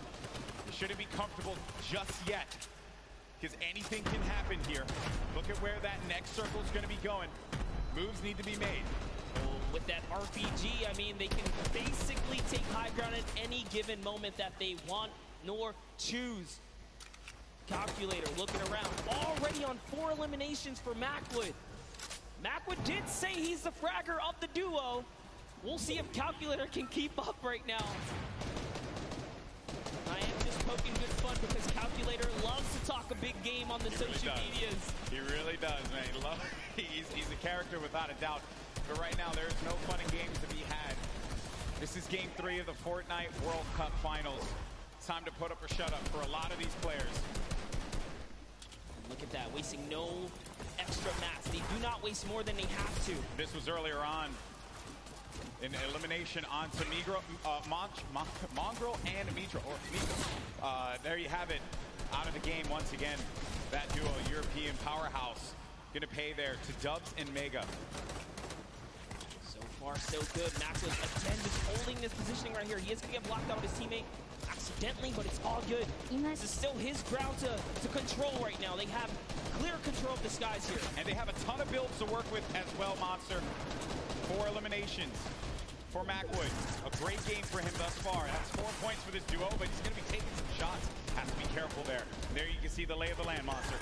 Yes, the placement thresholds will be divvied out soon. There goes the Storm Surge already ringing down on players. Jay has to make a big move. Doesn't matter. Zate is going to wrap up rope here as Keys goes down as well. And the shots are flying. And you can just look at the overhead, the chaos that's going on in the mid-ground specifically. And look who's still in this, Saf. They're going to be in first place. If they keep this going, another dominant game for them, another high-placing game could be the difference maker to keep them in that first place position. Up on the high ground, Calculator and Macwood putting down shots yet again, not giving players any moment to be comfortable whatsoever. Look at the names that are here, though. The Rockets now starting to fly by Wolfies. Wolfies having to defend himself. Zate's going to be out of this one, so now it's going to be up to Saf. And Saf, he had to see his teammate go down, but his back's going to be to the Storm there. Now looking at Mega, who's waiting this one out. He knows on the right side of your screen, you can see it down low, that these players, they're going to try and force their way into his box, so he has to play defense. He has to disengage. And there's Saf, who just lost his teammate Zafe. Now he's going to be running this one solo. And then up above, it's Macwood and Calculator. This whole time, they picked up 3 eliminations from that whole exchange, Monster. That's exactly where you want to be. They're still putting this pressure down. And Zaf is looking for one, but it's Vinny who's going to take him out right there. So Vinny's going to find his first elimination, and he has so much health. He is in the game right now, although by himself because Zexro is down. And now Oslo, Bad Sniper, one of the few duos that are still left in this game right here. Arkham somehow, with a masterful rotation, he's still in as well. Bad Snipers at 11 eliminations with Oslo here. Wow, unreal stuff. Bad Sniper is going to be out of this one. Macwood and Calculator still owning the high ground on the mid. Down below, Dubs and Mega, one of the premier duos here at the Fortnite World Cup Finals. Could they get the high ground and wrestle the control away from Calculator and Macwood? Oslo waiting for Vinny. You can see that engagement down low, but we got to focus on what's going on above here because Macwood and Calculator, they have their eyes on Dubs and Mega, and they do not want to give them that freedom to dictate where they want to go. They want to try and pinch them. Arkram just eliminated Vinny on that, and it's going to be Oslo and Arkram down low, but you're going to have a clash, a 2v2 in the high and in the mid ground, and Dubs and Mega feeling that pressure, needing to just dial back here, wait a minute, because I think what they're doing is that they're just trying to see if they're going to run out of builds potentially. I mean, the play here certainly has just been defense, defense, defense. Yes, that's right. Oslo's now left by himself. All he has to do is time this firefight, so long as he doesn't bother them. But Dubs and Mega try to go for the high ground and make a fatal error. They fall to the low here, Golden Boy. This isn't looking good there. Mega and Dubs, they have the low ground, the ultimate low ground. Oslo's going to be outside, but they get the elimination.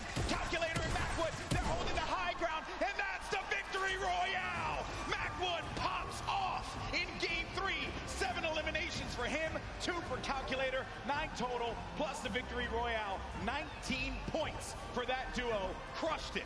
There was just something about the loadout. Seeing that RPG once they already were holding the best point, the high ground. You just knew pressure, and that's what Macwood did there. What was it, 7 eliminations? Hey, shout out to Calculator too. He got a couple at the end. Yeah, he had his back. Most importantly, Dubs and Mega constantly playing that defense. Credit to Macwood and Calculator for the way that they continue to apply the pressure. And then it was the shock, sending them down low, forcing them into that engagement. Credit to Oslo now, who traps instantly to see maybe he can get a cheeky trap elimination. Didn't work out for him there, but a top 3 placing for him. Certainly got to be happy with that one. And then it came down to the final moment when Calculator and Macwood together were able to push his player with their combat shotties. Boom, that's the game. And look how happy they were there. So good. Gotta love the reactions right there. Whew. What a game that was. Had a little bit of a slow ramp up, you know? But that's what Fortnite will do to you. You're just talking, you're having a conversation about where the positioning is going to be, and then out of nowhere, boom, you're in the action, you're in the fight, and things start to get wild. Great game there for Macwood and Calculator. Calculator winning on the world stage, man. Look at that. Eat your heart out, Reddit. I gotta say, you know, I'm sure he's proved a lot of people wrong, and you have to respect it. Yeah. But, Golden Boy, I want to see where we stand here. Where are we right now? So at the top, it's still going to be Saf and Zate with 38 points. They have that victory royale from game 1 and 16 eliminations. Mega, Dubs, second place, looking pretty. No victory royales for them thus far. You saw Zexro and Vinny do the same thing, but it's Calculator and Macwood that jump up to 6th place. They have 22 points total, 12 eliminations in that game. They're finally in that top 10. I want to take it one step further. Bad Sniper and Oslo jump up to 13 total eliminations. They didn't have anything up until this point. They just had one great pop-off game. Yeah. And suddenly they're in the running here. It is anyone's game in the top 10 because you have to be consistent. And again, there's always those wild cards, those pop-off moments. And here's a look at page 2. Any of these guys are still in the running right now. You got Bell and Scarlet, who've been wrestled out of the top 10. The Japanese duo who had a premier game in game number 1. Benji Fishy, Mr. Savage saw their demise earlier on. They're going to have 13 points there, but you saw the standings, and we're in game 3. And these games are going to be so critical. Games 3 and 4 really set that tone, because once you get into like game 5, a lot of players are going to be down low. Like, there's opportunity for you to try and get your way into that top 20, which is where you're really going to start to get a lot in the prizing. But for the folks that are going to be sitting in top 10 right now, they're going to be feeling very nice about their current standings. For game 3 to be in 2nd place, Dubs and Mega, and then Saf and Zate still performing so well. And that's the crazy part. Dubs and Mega, everyone has been rooting for them. They're like that wild card that came out of nowhere, and they really swept the competitive community hard lately. Yeah, that's right. So I did get word. We have Jordan standing by with our winners from game 3. Jordan, take it away. NA really showing up and showing off today. It's amazing, seemingly tapping in that nail on the coffin. Such a please pardon the pun, I have to say, calculated game here from Calculator and Macwood. Guys, well matted, well utilized. You dominated high ground, seemingly all of that in-game there. Walk me through that process of getting that high ground, attaining, and then dominating for the rest of the game. Well, we were able to pick up 2 lucky eliminations on that outer circle of 4th zone, I think it is, and we were able to use our mats to build up. We were lucky enough to get half and half, and we were able to just beam people out of the air, hold high, and got lucky with a couple zones. Amazing. Well, I mean, again, you had 3 games left to go. The strategy, is it going to continue to shift around a little bit, or are you guys going to maintain what you've been working on thus far? I didn't hear the question. Strategy, maintaining thus far. You guys have a very calculated and very patient game, seemingly leading all the way up to the end of the end game. Right. Walk me through your strategy for the end of the next 3 games. Shoot them in the head. Shoot them in the head. You heard it here first. Back to you, GV and Monster. Calculator gets one opportunity to show the world his prowess and knowledge of Fortnite. He just says, shoot them in the head. You gotta respect it. You know, some people, it's just that simple. And hey, man, maybe he's just wired that way, right? We're all wired a little differently. Calculator has clearly got his head on his shoulders. and he's ready to just shoot things. Yeah, but Macwood was the one doing a bulk of the shooting in that last game. 7 eliminations for Macwood. He looked so great, and you would expect the young calculator to be the one that leads the charge on slaying, but Macwood, man, holding it down. And let's not get ahead of ourselves here. I mean, you know, Macwood not that much older, right? But I think it's just important to note that you have to have teammates at any point in time to just pop off. Like, you need that. It's so necessary. Got to trust in your teammate. That's what makes a lot of these duos so successful. Yes, I mean, we've seen it from the start of every round. Some teams are just more aggressive than others, and they know how to stick together. A lot of great moments in that game, and good news for us is that we got Sundown standing by to break it all down. Sundown, over to you. Thank you so much, Golden Boy and Monster. Now, we talked about Safe and Zat. We just got to talk with Macwood and Calculator, but Dubs and Mega had an incredible game from the early into the mid that they transitioned into a top 2 performance. So let's dive right on in and see what allowed to make them into the top 3. First, notice their elims in the bottom corner, but the rifle fire together. The second they see the shield is down, able to pick up 1. Mega is the one who is leading the charge here. He picks up all 4 of their first elims. You can see Waller plays down, and the trap is so intelligent. Double ticks going through, places the ramp so it's phased. Knowing the yellow is there, pushes in 2 more elims, chug splashes. Dubs stays up with just barely enough HP, and you can see he's trying to trap the floor every single time. Gets the mid-ground control. 5th elim for Mega. We talked about how high their ceiling was, unfortunately using the shockwave to go down and end up at a low ground disadvantage. Calculator and Macwood able to ride it out, but now Mega and Dubs have pushed into that top 3, challenging to be the first ever World Championship duo. The team who has possibly the highest ceiling, full qualified solos and duos. The question is, in the last half, the last 3 games, will they be able to keep it up? Will NA stay on top? Will Serpent and Hype represent Oceania and upset the apple cart? I'm about ready to see some hype myself. Let's throw it back inside for the last 3 games. Gentlemen, take it away. Well, if you want hype, got you covered, baby, because these games have been incredible. And if you're just joining us for the first time, welcome to the Fortnite World Cup Finals live from New York City. We're in the Arthur Ashe Stadium. Game 3 just concluded. We had 3 different winners across 3 different games. This is our duos competition. These players are playing for a lot of money in prizing.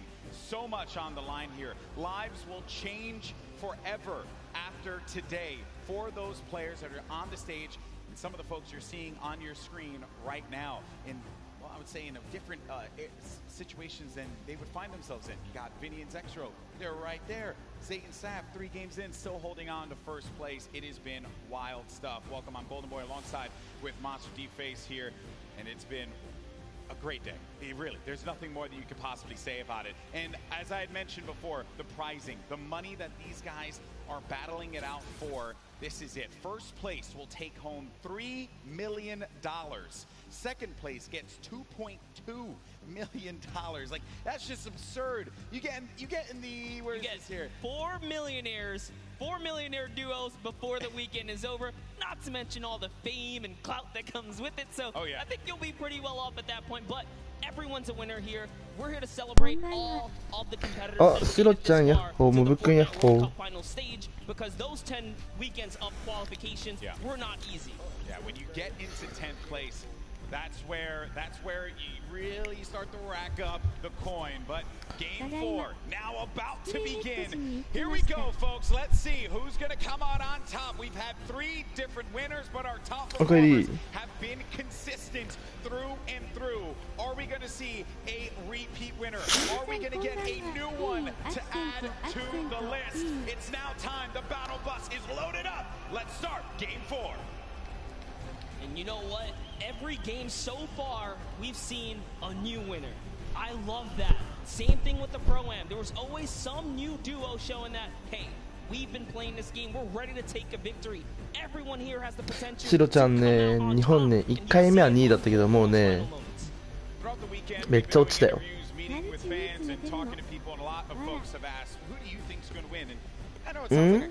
寝てないよ。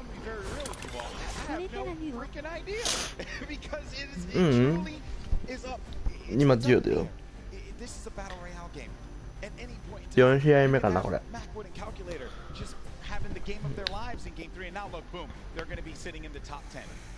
シロちゃん今あれで俺包帯まみれだよ今手が。Anyone with good logic can clearly put their money on people that have had prior experience, but even that is not enough because Macwood and Calculator showing that, hey, you know what? We don't even need that. We're here to slay. Dubs and Mega, they're in second place. They made their names in these qualifiers. That led us to this point. They did not find themselves in land. This is the first time these young men are up there playing on this stage. When I was their age, I couldn't even believe that I would be capable of doing something like that. And they're doing it, and they're doing it with style. シロちゃんはい送っといてあげた。こんな感じで今手が手死んでるから。They're in second place, no victory royale. So just showing that if you step to their box, you're gonna get hurt. We saw Mega with a masterful, and I mean beautiful performance under storm surge pressure. He didn't even blink an eye, still fighting other players. よかったら高評価してってください。 Desperate situation. Volks and Parpy. Let's just hop into this duo right here. We'll talk about him a little bit. They are known for sticking to the hip in PvP. Earlier today we saw Volks get traded out, but it wasn't just like an easy trade. They were actually winning the engagement up until that point. Just showing that they have the skill. And 手が荒れちゃって、 one of the most feared unit もう皮膚科じゃどうにもできない状態。 because of the fact that you just had to あ、できる全然できるんだけど、そんな痛くもないんだけどね。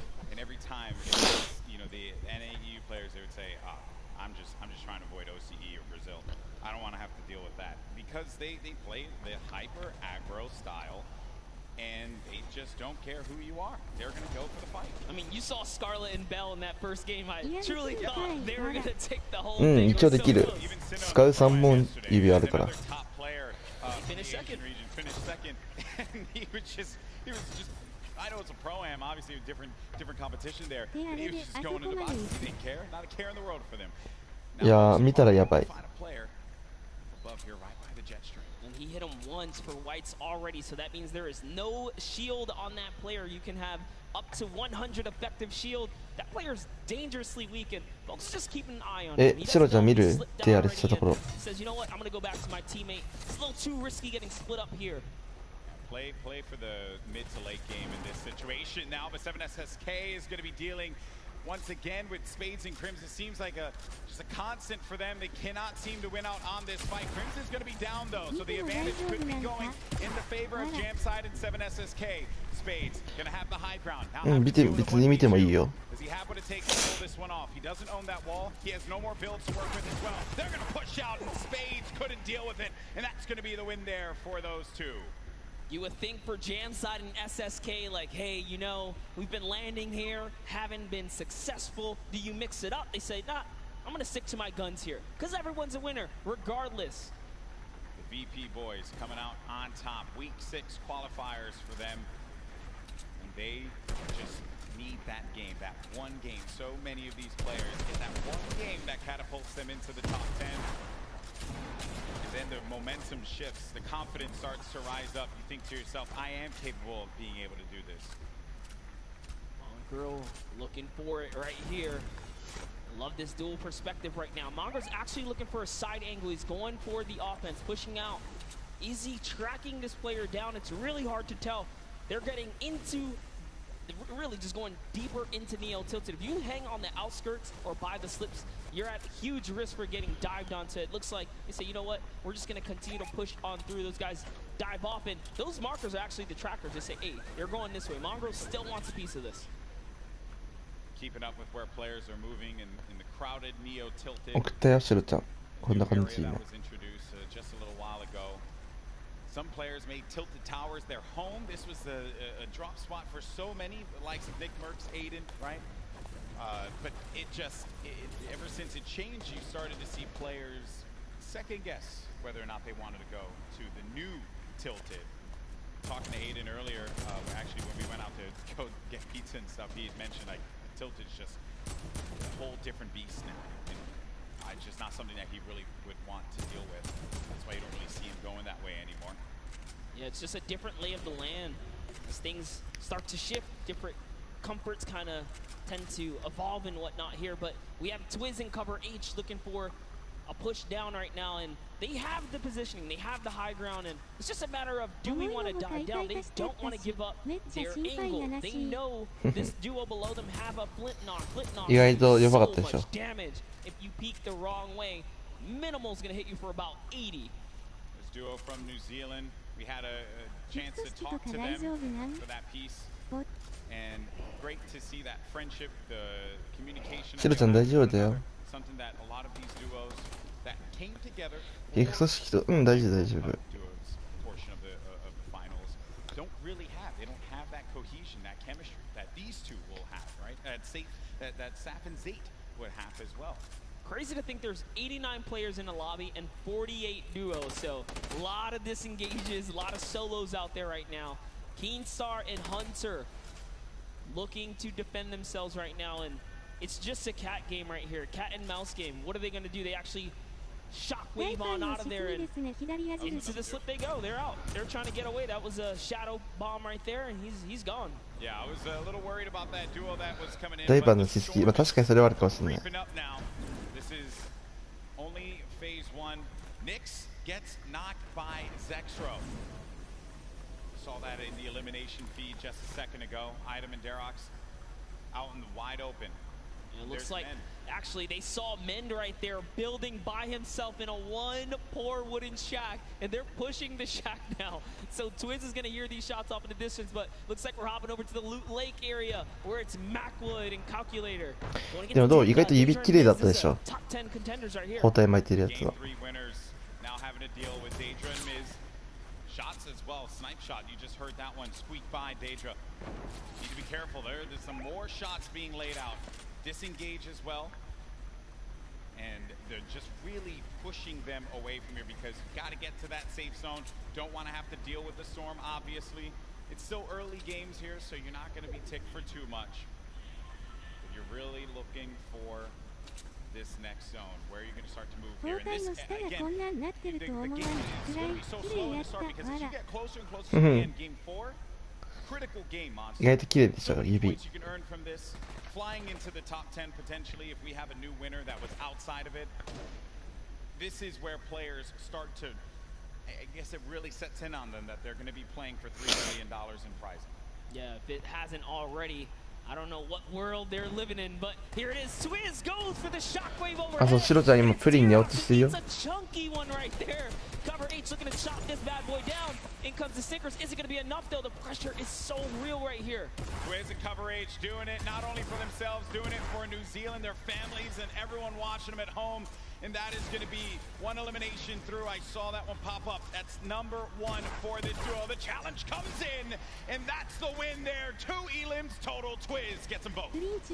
Tried to get out there and play the ね trap play, but it was not enough. 静かだよ 7 ね SSK and Jam side have rotated in from Paradise Found. Oh no. Oh no, down comes the build. Oh no. They should be close enough. Yeah, he is going to be able to catch himself, Oh, and a no. build battle goes off, Golden Boy. But Cover H is going to be down. Jam side. 7 SSK 7. You're looking at Jam's perspective here. Going in for the fight, and after winning that one out, it's going to be Jam and 7 SSK 7 that get the better of the boys from New Zealand. They found their stride coming into game 4 so far, and that means they're in the running right now. 4 elims is enough to put you on just about page 2, top 20, and we talked about it. You can make it to that top 20 bracket. You're still in the running so far because there are several more games left before this thing is over here. This Calculator finds himself very high in the sky right here. He's got a nice little base. They're just waiting. Yeah, waiting it out. Norwood's going to be beneath them. And those are the players that were forcing them out before. Oh no. Starting to hear the explosions. Knocking him out. Wow, he actually sent a shot when the Splode came in and hit Cease with that? What? How was Cease knocked right there? Just, again, when it comes to Fortnite, you never know what you're really going to expect here. Players will always pull something out of the hat and surprise you each and every time. シロちゃん暇なの Macwood, who's playing defense, Calculator. Now really having to スカーレット君に来てるかなベル君 angling shots at him. Macwood back into a fighting position, a fighting posture to help his buddy out. And it's so unfortunate because They were just about to push to seal the deal and elevate there, and that third party up on the mountain, ruining that push. Slows things down. Elevated Seas having to deal with the stinkers. Will be moving out of the fight now. I love it right there. He uses the stinkers to back him off, and since he doesn't take friendly damage from it, he pushes right into enemy territory here. He's so offensive. He's on the enemy territory. Oh, man. Macwood gets owned right there. Not what you wanted to see happen after winning game number 3, but Elevate and Seas, we mentioned them before. They just need that moment to pop off so everyone here in New York can see what they're capable of. Such a great duo, but now having to deal with another fight. But Elevate, what a shot there. On Calculator, sending him packing. Calculator did a great job, though. He did win his straight off against Cease. Ronaldo and Zip are just nearby, though. Looks like they've heard the commotion. They're getting closer. It's Norwood. Norwood's lurking about. He was like, you know what, getting closer, trying to see what he can do here. And Zip's going to fall down here because of the shockwave. Yeah, Norwood was the one down low, hearing all of the action happening. Zip and Ronaldo now in front of us. They managed to get this wall, just get ownership of it, but the ramp is going to be placed, giving him time to wiggle out of that moment of time. And Norwood actually used all of his shockwaves there to disengage. Yeah, it's not really worth it by herself, evidently. Oh, man. And that's Norwood. Norwood tried. Didn't get far. He did not get far at all, my friend, but there's the other duo right in front of him. Zip and Ronaldo have him in the sights. Ronaldo's going to be on the other side now, engaging in the fight, not taking any damage. Such a good job, though. Good job by Zip here to come in and back up his teammate right now. He is trying desperately to get to his teammate here. This is great teamwork. Now they have the pinch lined up, and the trap is down. That's a siphon for Elevate right there. That siphon could be the difference maker for him. Zip doesn't have any shields. Needs to take a moment to just pop the base. A little bit of a reset here. He's still in this too, so he didn't get knocked. He's not full eliminated yet. Which is rough. You don't convert the Elam, you don't get the point either here. This Elevate is doing a great job on defense, but the Campfire heals down players as well. This is actually really smart of them to sit on the Campfire right now and just wait and buy time. Always looking to set up the phase through right there, trying to get through the build. Some shockwave comes out and close but no cigar. Such an intense fight between these. Oh no, someone thirsted. Snappy, he went for the shot from the distance. There, you see him right there along with Red Rush. And then Zip down low on this island, using not only the rocks, but also this metal that he had just built up for himself to get out of this. Zip is the target of the server at the moment as everywhere he ねえ、すごいよね。あ、シロちゃん、さっき帰ってきたんだ。仕事お疲れ様。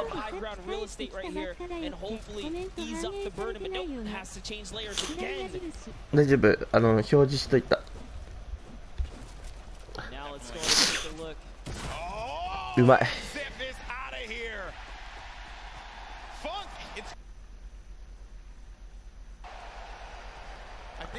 I could have sworn I saw Funk there, but no, I think that was Elevate. Apologies, that was Elevate that did get that. 200 B バックスだけでもくれないかな。もっと買いたい。Moving on now, taking a look at the other side of the map, we have Stompy and Shinken still in the game. エイダン来てる。モングラルも来てる。強い。All of these duos, very, very powerhouse duos here. あ、きついよ。シロちゃん後でやる？4 eliminations for Benji Fishy. 36 duos remaining. It's going to be a loot late circle. このチームはサベージ？ So some water. Players will just have to build over. Nothing that these guys can't handle. A lot of open air though. Lots of open air. ゆっくりしてね。He's been having a good game. ショックウェーブ持たないのかな？ Playing very good. 4 Elams. Final moments, right? This early in the game to have 4 Elams is actually huge, and I love what they're doing right now, just fishing for damage because Storm Surge, you never want to be under the pressure of the Storm Surge. They know that with 50 players in the lobby dependent on the zone, Storm Surge... あ、もうちょっと。やりたさ 100% だけど、小川は体が追いつかない絵文字。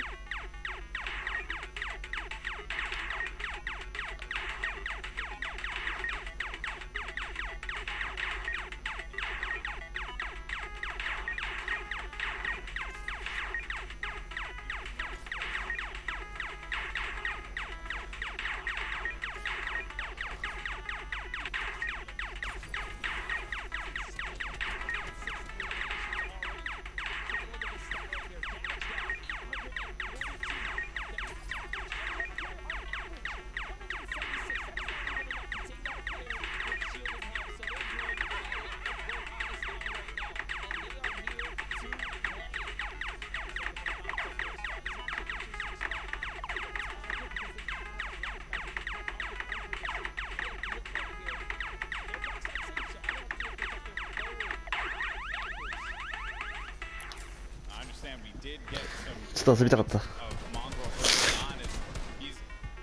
Trying to see where players are going to start to make some moves. Let's go ahead and take a look at that. We'll come back and see where they are currently. シロちゃん無理せずにゆっくり休んでね。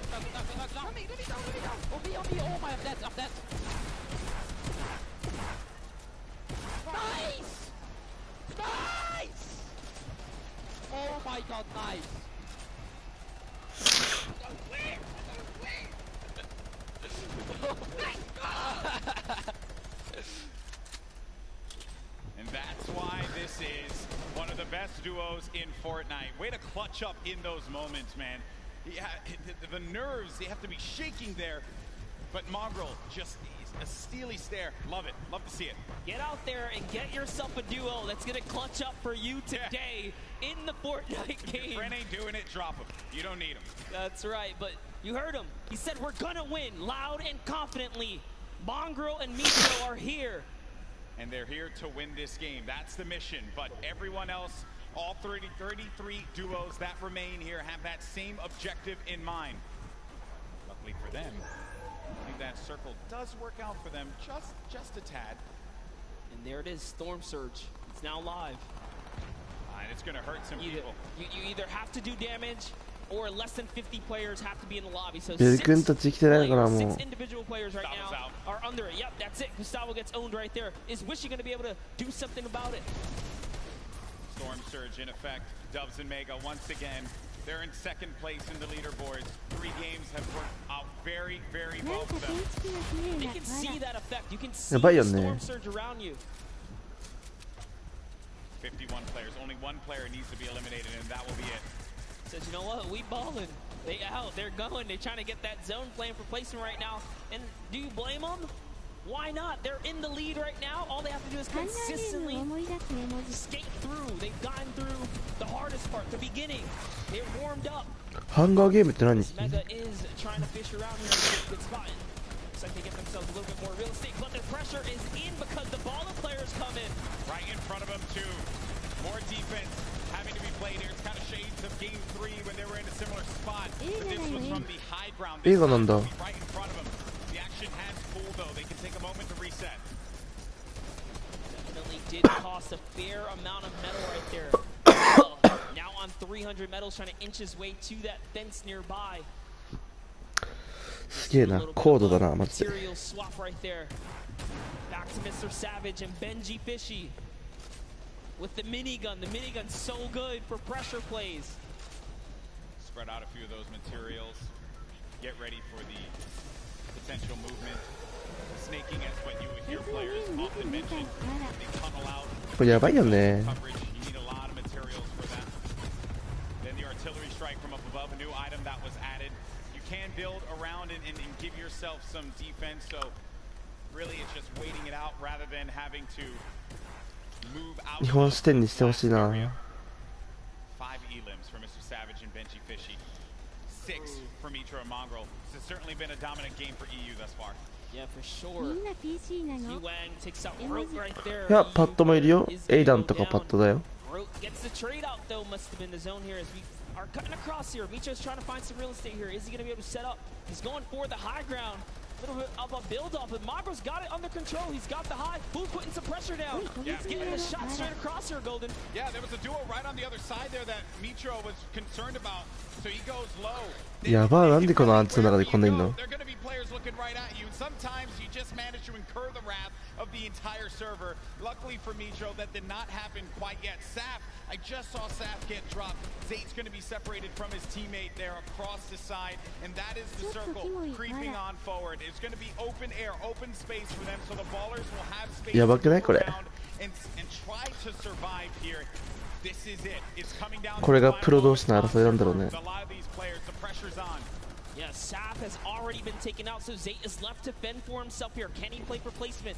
We already know Mongrel Mitro were split up. Can they find themselves amongst the chaos here? Aqua and Nyrox are holding up the high ground here as well, and that's a scary duo way up top, uncontested. Not someone that you want to have up above you. Mitro, 6 builds remaining. After this, doesn't really have much left to work with, and the builds go away pretty much instantly. Zate gets eliminated, so that's going to be the end of the duo that's currently in first place in the standings, but Mega and Dubs. Dubs is out as well. 4 eliminations for the duo, the bottom right of your screen. Mega very capable of being able to clutch this out by himself, but it will not be easy.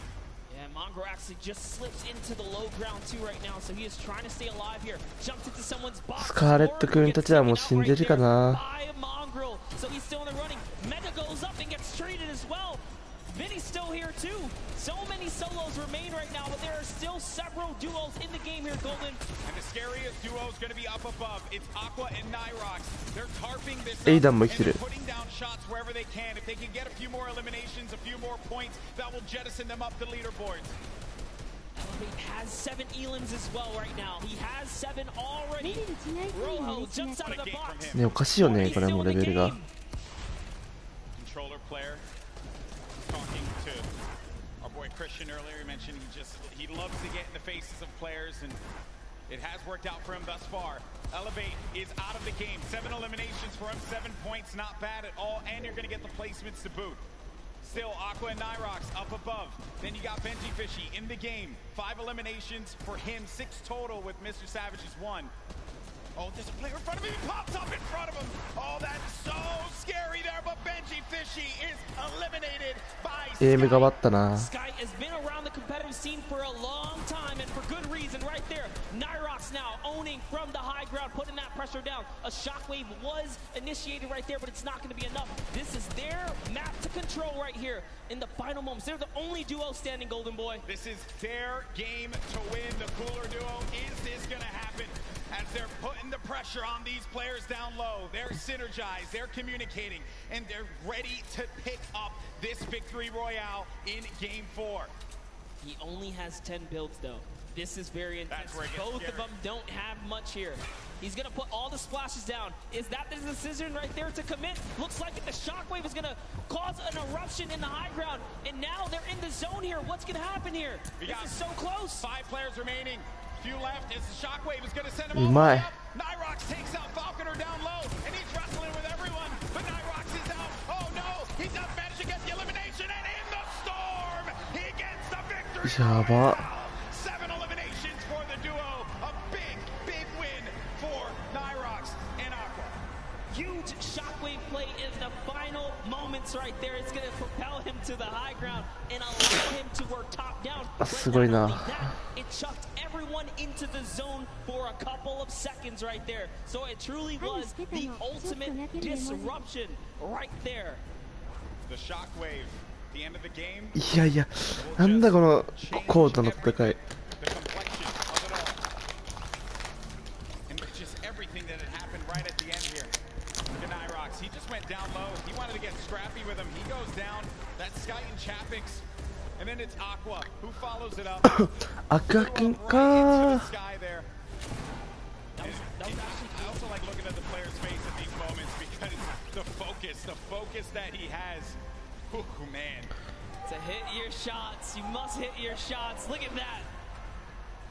いや、いいね、こういうところは本当に。 Shinkin have talked about Aqua and Nyrox as players to look out for. They're scary competitors on the scene, and good to see them take a victory royale. Yeah, in EU, right? So we've had 2 NA, 2 EU now. You know, getting a little scrappy out there. Spicy. I like to see it, right? Everyone's like, EU, where you at? NA, where you at? Right? But お母さん涙出ちゃう。 you never know what you're gonna get. いや、日本相当下がったな、多分これ。 It's only gonna be by 2 points. Dubs and Mega, they're looking for that victory royale. If they're able to get it, hey.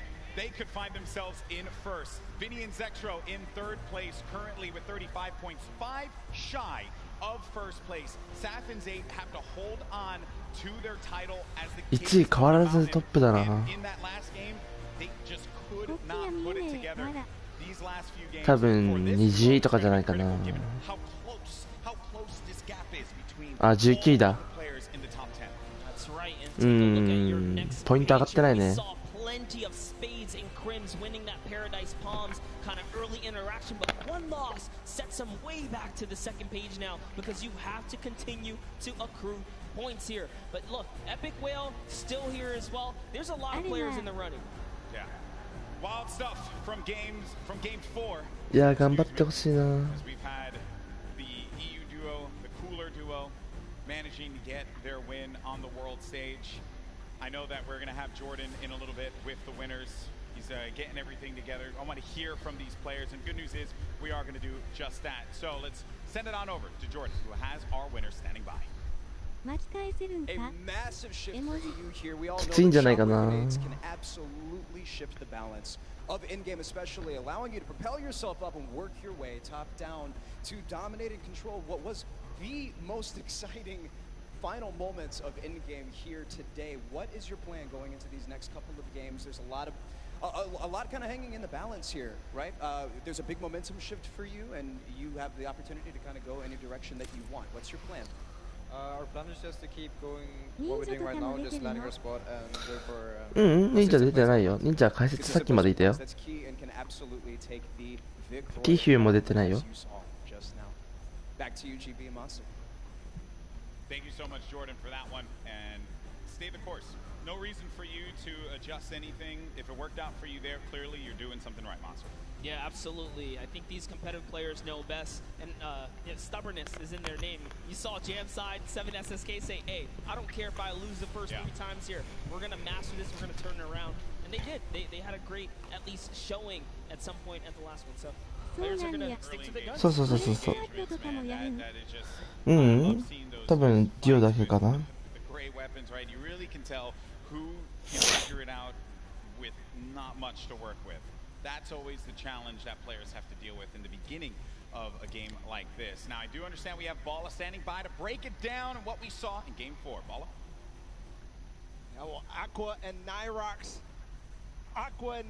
definitely showed up here today, and the resurgence of EU is maybe starting. We've got 2 more games to go, but I want to talk about Mongrel and Mitro and what they had to do in this game here. They actually ran into Zexro and Vinny. We're going to start off.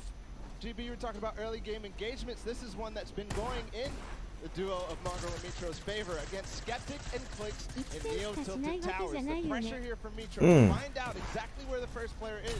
Mongrel up above, then targeting on both. They try to get into the same box at the same time.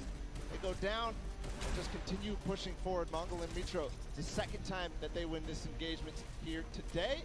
And it's not stopping. They continue forward onto Volks and Parpy and just try to hunt down everything. There Clicks is trying to escape as well. And then this snipe here from Mitro. He actually, not only did he hit that, and they get right into it onto Zexro, he hit Vinny coming in with a drift board right before this. So 1 elimination there for them. And then they had the engagement that we saw earlier. We're going to go ahead and run it back because this clutch puts them perfectly in position at 4th place right now. And reminder that this was with Mitro down after all was said and done. There he goes down, and then Mongrel comes in right on cue. He does not let his teammate go down. You heard the reactions earlier. Continued because Mongrel got 1 more elimination in this game, leading to the 8 eliminations total before they fell, not before earning placements points though. So this game, not only did they take out Vinny and Zexro, which were in 3rd place, they stopped them from accruing any more placement points, so they are inching their way closer. They're now in 4th place. They actually have the most elims out of everybody in the tournament so far on 20. So with 2 more games to go, we're going to see where they can leave themselves at the end. Back to you guys, GB and Monster. Thank you so much, Bala, for the insight there. Everyone getting all ready for games 5 and 6. And then we crown our first ever Fortnite World Champion. Crazy to say out loud. It's happening. It's happening. This is it. It's happening. It's happening, right? Now, there have been a lot of duos that have been the talk of the town, but one duo in particular that have a lot of fans excited are Benji Fishy and Mr. Savage. And we did get an opportunity to catch up. いやーレベルが高すぎる。シロちゃんさっきねスカーレット2位まで行ったんだよ。1人で。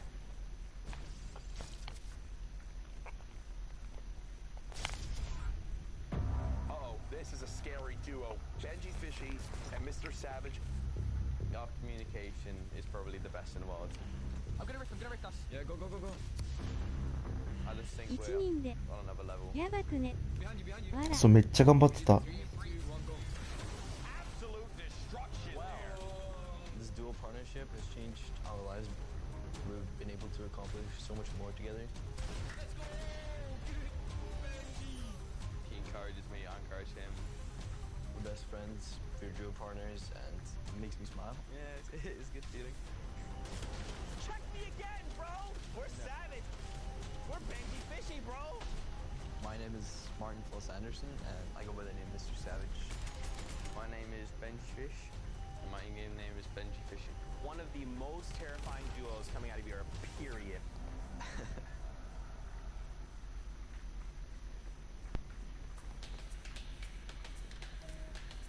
We live in different places, but we talk every day online. I live in Oslo in Norway, and Benji lives. I live in Surrey in the UK. And I travel to England to like meet him, see how he's doing here. He has my back. If I ask him something, he'll help me out. We don't actually just play Fortnite. We play other games when we just want to have fun. We have a lot of the same interests. He's always really humble. I love his personality. Yeah, we're great friends. Alright, yeah. Alright. I'm too good for you. There's a guy northwest of me. He has an RPG on north. The reason why we're so good at playing duos is because we both have super good mechanical skills, good chemistry, and communication. Hey, 120. Knocked one. Let's go, dude.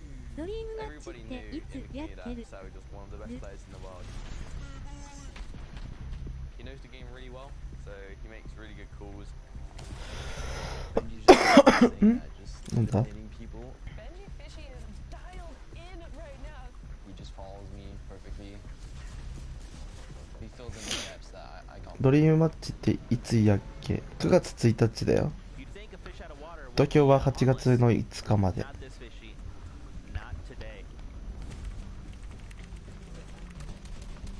People were definitely scared if they see some fishes running around Happy Hamlet.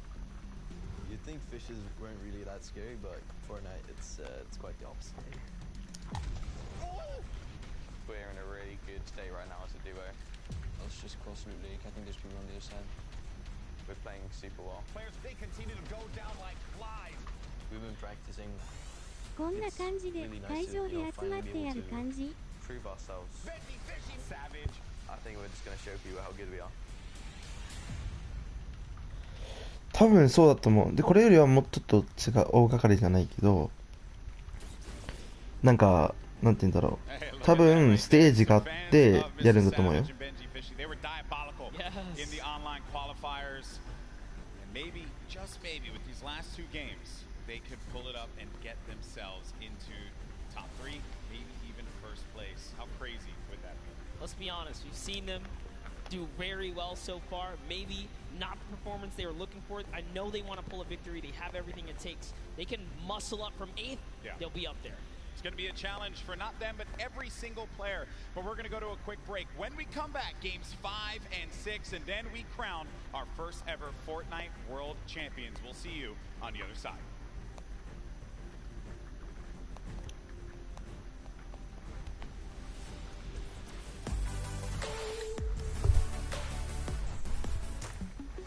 I'm here in the player lounge right now, joined by our Pro-Am winners, Carl Grimes and Airwalks. Wasn't totally expecting you'd win 2 in a row. Can you walk me through those final moments? Felt really good. I don't think I would have won if I didn't have them. あと9分か。 Carl Grimes, you were holding your own, you were keeping up, you were staying alive, you were getting eliminations. How did you change your playstyle from last Pro-Am to this Pro-Am? I think we learned a lot from the last one. 東京とかでやるん？ Focus on late game a little bit 違うよ、シロちゃん。名古屋だよ、名古屋。 to play with a potential World Cup duo winner? It's amazing. I'm actually going to come tomorrow and sit in the stands and cheer for my man Airwalks, yeah. Maybe make an Airwalk sign and wave it in the air? Maybe a 98 bot sign. I'll hold it up. そうそうそうそう。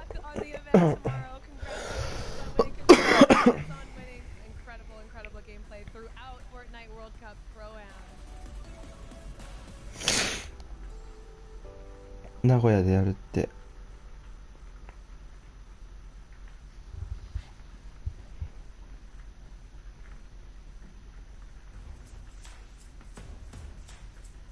あ、そしたらシロちゃんさ、貼ってあげよっか、ドリームマッチのやつ。My name is Serpent. We qualified on the last week. Week 10, doors. It was pretty crazy. We knew it was the last opportunity we had. シロちゃんどこら辺なの？ Focused the entire time, and it was just a huge relief after we qualified. Yeah, it was such a relief. I was ready for this moment the whole time. Well, before the leaderboard updated, we was almost positive. We was freaking out, and then な when ん we か finally 東 saw 京 the でやるや leaderboard つな update, か we っ just たっ started け？ screaming the entire house down. 東京ゲーミングショーじゃないですか。ゲームショー。Season 3 of Fortnite, we just 横 found each 浜 other や through で a ん。 Discord community. 横浜？あっちか。And we just stuck with each other ever since. Yeah, pretty much. えらい近かったわ。 Played with another duo besides Serpent, so since day one.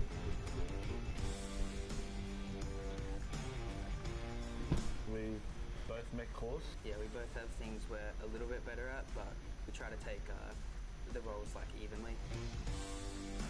1時間ぐらいでいけるな。 With everyone from all the regions. 近。 Yeah, I would say from what we've seen, OCE is a lot more aggressive play style because we go for a lot higher point games. そう、ゲームショー、ゲームショー。 EU, they have like way more passive play style than us, I think. It's a dream come true, to be honest. It's all I've wanted to do is just play games and to have a huge opportunity like this. It's え、 amazing. マルチュンどこなの？わら。 Yeah, just crazy opportunity to be able to 待って、DM で送るわ、そしたら。 around the world.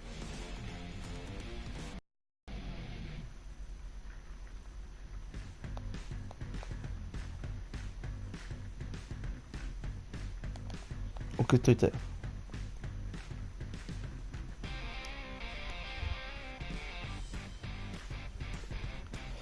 すごいな、これ。もう終わり。いや、まだ終わりじゃないと思うよ。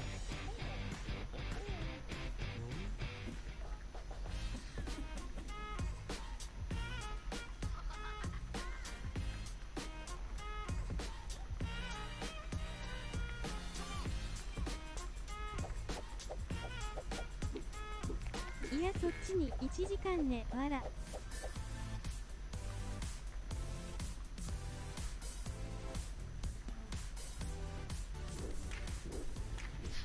そっちに1時間どういうこ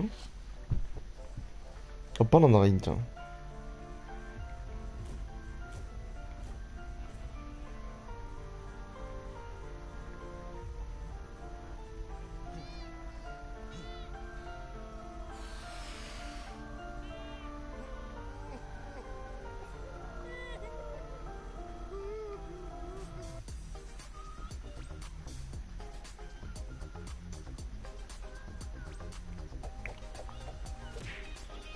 すごいな、これ。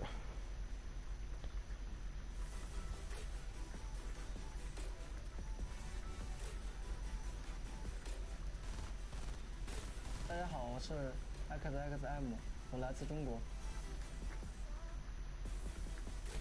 The rocket's gonna come up through. Are they all coming down? Moon PB. 我叫小蒙德，我来自中国。 韓国人の方クオリティ我高いな们是。在那个亚洲锦标赛第6周海选的时候，靠双排拿到了亚洲第1。 A second rocket going to catch. あ、分かった。シロチンとこから俺のとこまでが1時間ってことね。当时我很高兴，我超级高兴，从桌子上跳了起来。 These guys do not miss. You have to be careful. You cannot sleep on them. 我们为了准备这个比赛，我们每天基本上要训练12个小时以上。 我想我到现场的话，我的心应该会蹦出来。我希望他们可以好好的去看这场比赛，因为能学到很多的东西。 And it's over before we could even say anything because X-Mende and XXM just destroyed them. Don't land on these guys. 因为我平时很喜欢购入，然后如果说获得这么多奖金的话，我一定会买。也许我会在一个很悠闲的地方买一个动物房子，比如。そうそう。反対だったら背ちゃんとしたいと思ってた。わら。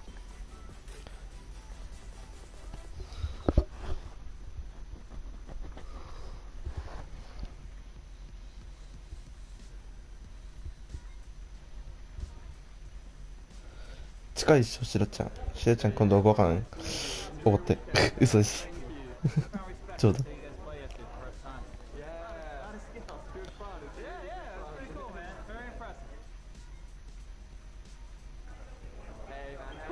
チー。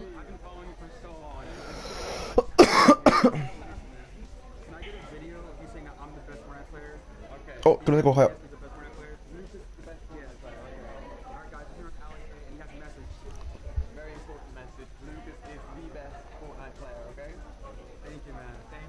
せいちゃん824誕生日だからうちの店に飲みに来てくれ左矢印。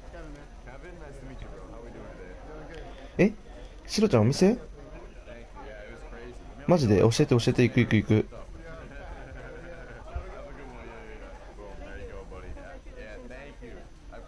こんばんはです。アクセント P。いやスナックなわら。スナックかい。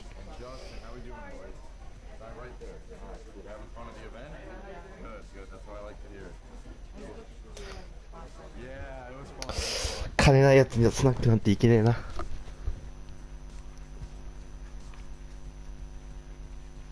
あ、いちごありがとうね、ずっといてくれて。Thank you。What's up, guys? It's Clicks. It's Skeptic. We qualified for NA East. Alright, so me and Clicks' main goal, we even said it the day before in the semifinals. We wanted to shoot for top 20. 髪の毛めっちゃ青く見えるんだけど。70分125000円やな絵文字わら。いえいえ。P アクセント70分1人5000円。いやー、まあまあだね。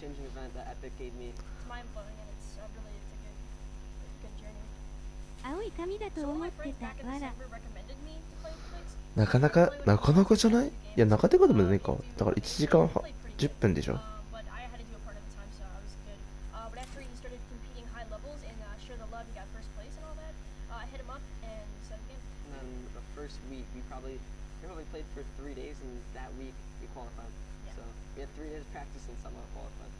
まあでもスナックだからそんなもんか。飲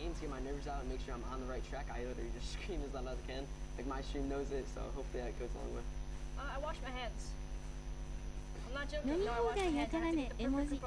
あ、飲み放題？あ、それでかくない？あ、それなら全然もう上等でしょ。お通しは？スナックあんま行ったことないから分かんないんだけど。way for the game, so I just tell people to stick in like one sensitivity and just work your way at it, and it really comes a long way with my aim, my building, everything like that. I say practice makes perfect with everything in life. Just I think about the game. The more you practice, the more you playing creative, the more you'll get mechanical game wise. お菓子とかも込みだよわら。安っ。それお通し込みで5000円？それなら全然安いじゃん。いい値段じゃない？てかお菓子も食べ放題なとこある。やば。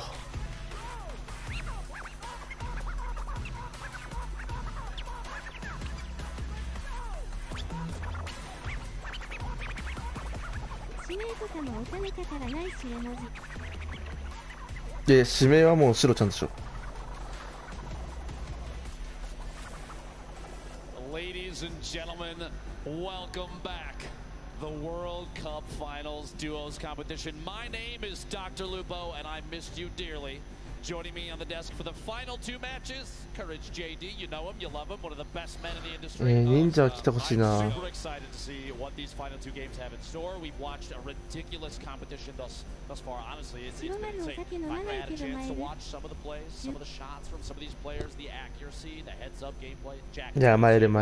It's insane, Dr. Lupo. It is great to hear your voice, and I am so excited to be casting these final two games together for the Fortnite World Cup Finals Duo. ぶっちゃけせいちゃんと行くんだったらシロちゃんそこに入れて、まあ、いろいろね、いろんな話とかすれば楽しいんじゃねえと思った。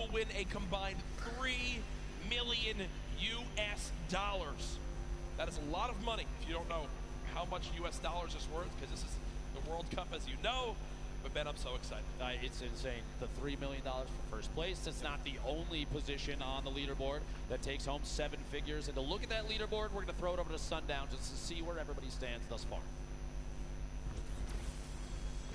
Thank you so much, Lupo and Courage. And what we have here is the current top 10 on the board. Now, we talked about this being the World Cup representation coming out in the top 20.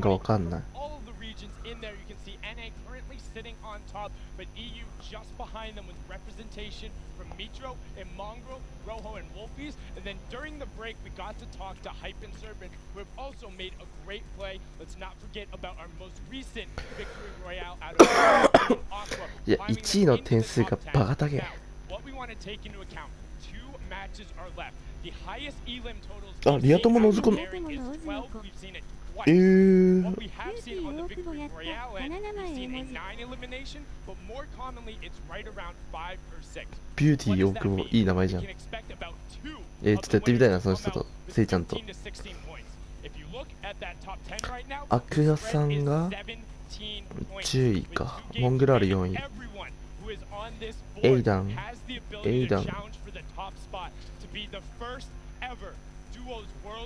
入ってないな。え、ちょっちゃんじゃあ今度誘ってよ。ちょっと一回トイレ行ってくるわ。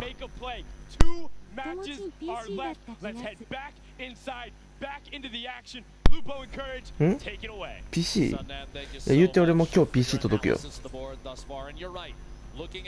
まあ結構古いけど。まあ使えるっちゃ使えるから。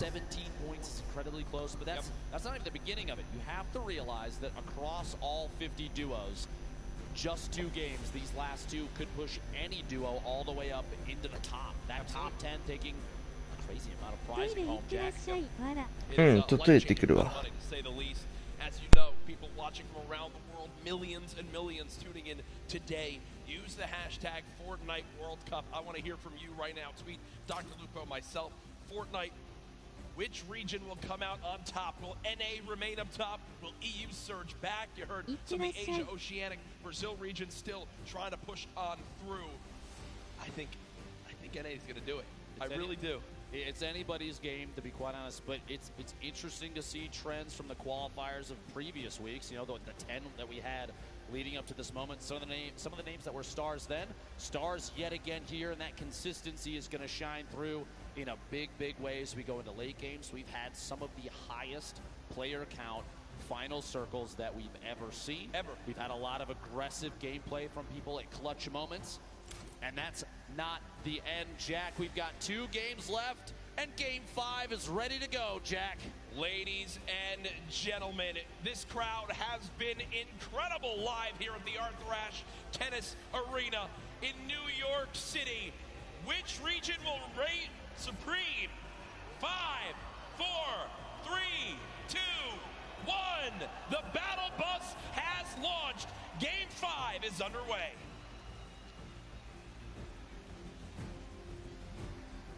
The last few matches, Jack, we've seen some relatively contested, popular drop zones. I've been watching on Twitter, and a lot of people have discussed whether or not Loot Lake right now is one of the hottest drops in the game. You have a number of duos, high-power duos that have dropped there consistently thus far. Do you think going into this Game 5 and 6, we're gonna see similarly contested early drops, or are people gonna change up the strategy with the amount of prizing on the line? I think the thing that we've seen so far is the teams that stick to their strategy are the teams that are, you know, staying out on top. It's why they're consistently placing, say, Sap and Zate, for example.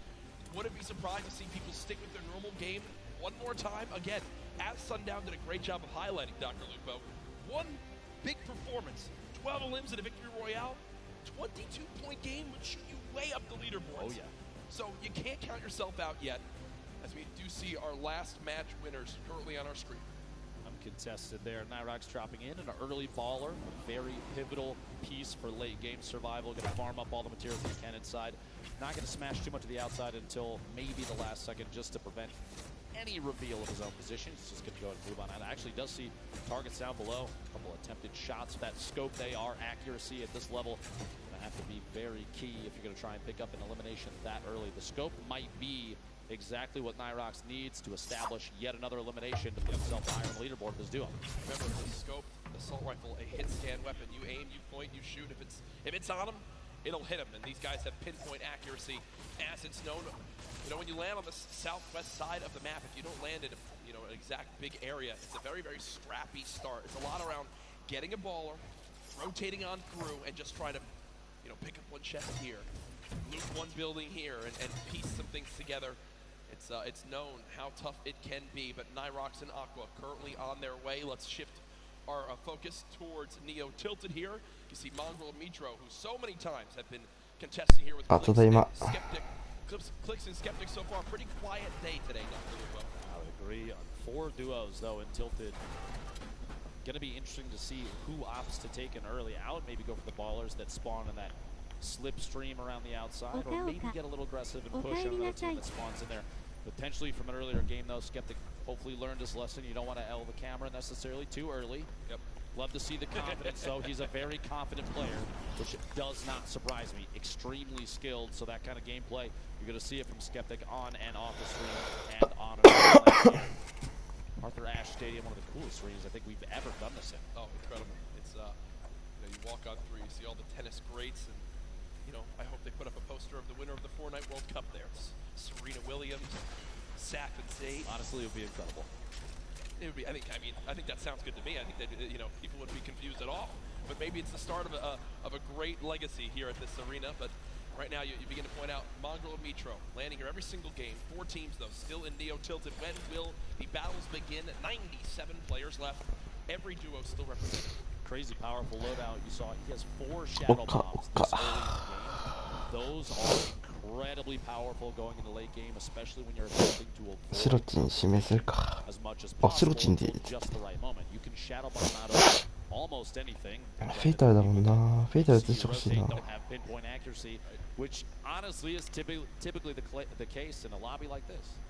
Well, go ahead and look at Lucky Landing right now. 2 teams currently here. This has been the case so far this game. Gustavox and Wishy up against M1Z. The duo right there. At this point, yeah, I was going to say, it looks like they're just opting to do a little bit of a split here. Just watching the opponents move around down below. They don't necessarily have to push this yet. You do have a little bit of time before the storm starts to make a move here, so pressure is going to be applied before you know it. With a loadout like this, there's no shotgun in the inventory. They have the shockwaves to rotate if they need to, but those are oftentimes saved for late game if you can do it. It's an easy way to push through opponents' builds that are above you, as we've seen in previous matches countless times. Take the high ground without maybe being challenged. The only downside is you put yourself way out in the open. We did see a number of players get eliminated on the fly, literally, while shooting through the air with the shockwave. So we'll have to see. Shots are behind Gustavox 8. Down, no shield remaining. Wondering if Daedra and M1Z decide to push off this Wishy. Reveals that he does have that heavy sniper. Grenades coming on through. Quick little reaction right there to box up for a brief moment. But remember, when you get that shield broken, there is a unique animation and sound effect. So Daedra and M1Z know that Gustavox on top has no shield left, and that heavy sniper rips through the wood right there. Good coordination to get some damage done on this player. Daedra holding that edit, that pyramid at the top, so we can look through, and shots from the duo up above, Wishy and Gustavox. Well coordinated. No push yet. This is kind of a stalemate at this point, which for all 4 of these players may end up fighting them in the back. That being said, Wishy, the fly in right there, pushing up. Get past over to this brick pig. Get their way into maybe a little bit of side cover. Shrine made for me on the map. Now Wishy will go ahead and loot that chest alongside Gustavox, who are both out of shields. Looks like Daedra and M1Z did what they wanted to, which is to push them out of Lucky Landing. Not sure if they're going to continue to pursue this. It doesn't appear so right now. And all things considered, I don't think they need to, right? They can go back now, farm up this whole area, check for the certain spots that may have been missed, and continue to get materials now. Exhibit members Tetra and Eclipse currently building up the players just below. Skeptic duo underneath. A bit of a split for Tetra and Eclipse. Hopefully does not come to bite them in the back. We'll see here in a second. Eclipse pushing up, trying to match position with Tetra. Shots on the baller. You don't want to see those things last too long. Nobody was in it. It was just rolling down the hill. And this could be really useful for Ben because the players down low that are going to get by this air strike, I believe gets shredded on through, and Skeptic, because of that, now down to just 25 HP, and that might be the green light for this duo to push on forward. One player challenging up top. Eclipse has him trapped in the box. Does take a little bit more damage. It will be a build battle for height. Eclipse with a ton of materials, but look at the elimination feed. Tetra with the elim on to Skeptic, so it's a 2 versus 1. Clicks all by himself. Even if there's a sacrifice to the 2v1, that 1v1 afterwards and the pickup, the revive your teammate might be the best play. We'll see here in a second. Pressure from above, not yet. Clicks all on his all by himself right there. Take just a second and heal up. Any chance you can get a little bit of HP might be the key to staying alive. And this is where I believe adjustments need to begin to be made, right? Eclipse and Tectra, as they push on forward. Click's now all by himself, trying to force him to happen. There's no shot right there as he goes down. The day of struggles for Skeptic and Clicks continue. But the point I was going to make right there is now you're getting to a point where you need to go and push for those limbs if you want to make the climb back up that leaderboard. Eclipse and Tectra. 2020 歳だよ。 Push on in and try to steal that last elimination. They have to force the 2v1. Thankfully, Clicks does it for him. They get the free limb and win that fight at Dusty Divot. Meanwhile, Saf and Zate. First game winners, current leader Saf beat from above. Oh my gosh, the heavy snipe to knock the pyramid. 1個上。今年21。 Saf being exposed, Zate in a 1v2. A little bit of a panic, and the Shadow Bomb may or may not be enough. Right into the slip to try and sneak away. Run down in some previous builds. シロちゃんの写真待ってるわ、ちょっと。 And that's the second time we've seen that today. The player with the heavy sniper, they can see that the pyramid is being edited on through and Yes. so they immediately call that out. They time the スカーレット君たちの視点みたいな。 that one, I believe it was actually shotguns. And Saf is eliminated before he can even build a single wall. As right now it's Zate all by himself towards the northeastern side of the map near Pressure Plant. Our mech friend no longer there, but Nyx just took a ton of damage. Goes by. Did he get sniped? I think he got sniped. I believe he did. Sitting on quite a bit of healing though. Slurp. なかなか日本画面来ないね。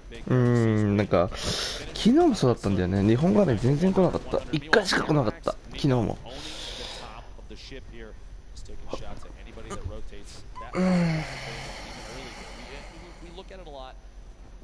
Yep, a lot of the build fights and late game rotations are capitalized by players that have the high ground advantage. But even early game, high ground gives the ability to scout. Aiden, Sean goes down. Aiden, an attempt to push on through and try and pick up the elimination on his opponent.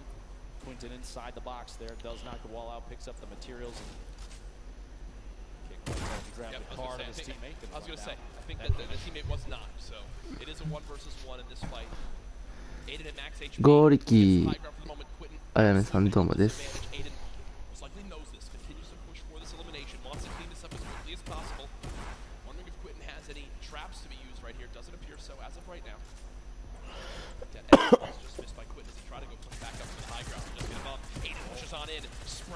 Unfortunately not able to connect, takes 44 damage right there. Quinton, a masterful fight so far. Aiden's health advantage now gone as they're about 15 HP between each other. But Aiden has the chunk splashes and Dr. Lupo, they show off just how good they are right there. Aiden かあれサインの。 Trying to get back to 100 HP. Aiden and Quinton in a little standoff here, a back and forth of epic proportions. Quinton, there's the storm. A little bit of pressure. You got up above. Quinton trying to watch that, holding that pyramid edit. Peak trying to catch himself up inside the pyramid by resetting. Can't quite do it. Does fight for high ground. Aiden on controller. Don't forget that. One of the best controller players we've ever seen. 101 HP remaining. These inside the box fights, the combat for who can own a wall, the back and forth is insane. And the top down view, Aiden can't quite get that pyramid edit and gets caught in his own door. 頑張ったな今。 I think he missed the edit out, did wind up building a door, and Quinton makes it back in time to grab the reboot card. So Aiden and Sean go down quite early in game number 5. 74 players remaining. Storm Surge still currently in play. Zate and Sap far above it at 385 damage above. Shouldn't really have to worry about that too much. As Zate is in another skirmish right here. Dr. Lupo not deciding to use the chug splashes to get that health up. An interesting note here, you see Zate taking single swings the wall that he doesn't own. He's attempting to bait the player from stopping a heal. He wants him to disengage from that so he can basically force a fight. He doesn't want them to get any of that HP back. You got the floor shield. And he already had that wall! Oh my gosh, and Tux goes down. What an angle shot from Zate there. And that right there is Zate baiting his opponent into making that exact move. What you just saw was why Zate has remained one of the best players in competitive Fortnite from the very early days. He replaced the first wall before that fight even began. He moved towards his opponent, shot out the floor to push him towards the wall he already replaced, and once he did that, once the player ran and thought he was safe, he quickly hops on up, edits his own wall that he placed earlier, and gets the free elimination. It's one of those plays that separates Zayt from the millions of other players that play Fortnite. There's a reason they won that first game, Jack.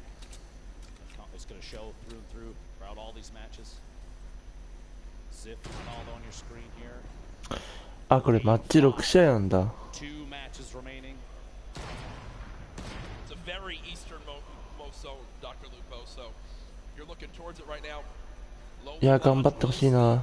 Narrowly be in play. Outside of that, just the drone ship from up above. The right side of your screen, don't get the format for these. Oh, Yo, Quinn goes down. I think he got caught with his build still in his hand. He wasn't expecting it. So the blue put out, good to see that. Boy hour, 10 points. Top 5 is 7. Top 10 is 5. Top 15 gets you 3. And every elimination, that single point and every elimination so valuable in 6 matches. We're not looking at the same 10 that we saw in the qualifying weeks. You have only the 6, but it's a guaranteed 6. You have to take advantage of every elim you can, because looking at the leaderboard like Sundown did earlier, 17 points at that time spread first to 10th place. Yep. Here the fights continue. Tyler 15 and Lanane in an awkward position right now as Tyler 15 has gone down, and there's pressure from both sides. And you've got to think these players know exactly where they are, and that's what they're going to do.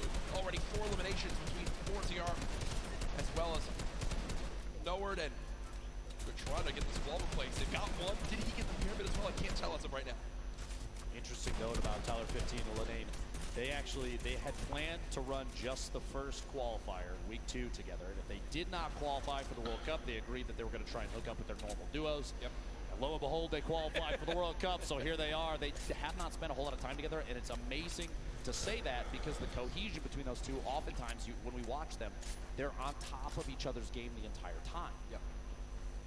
That's why they made it this far. 65 players left. The next storm surge could be happening soon. You see the shockwave grenades used as Crims right now eats a rocket to the face down to just 79 HP. Thankfully, if you're a Crims fan, he does have 5 minis to pop, 2 big shields. I'm sure Spades. Oh no, Spades is full health, so I was going to say, I'm sure Spades, if he needs some shields, they are good to go. They are good to go. Spades just needed more AR ammo to keep shooting, Dr. Exactly. Hold down that left click and see what you can get.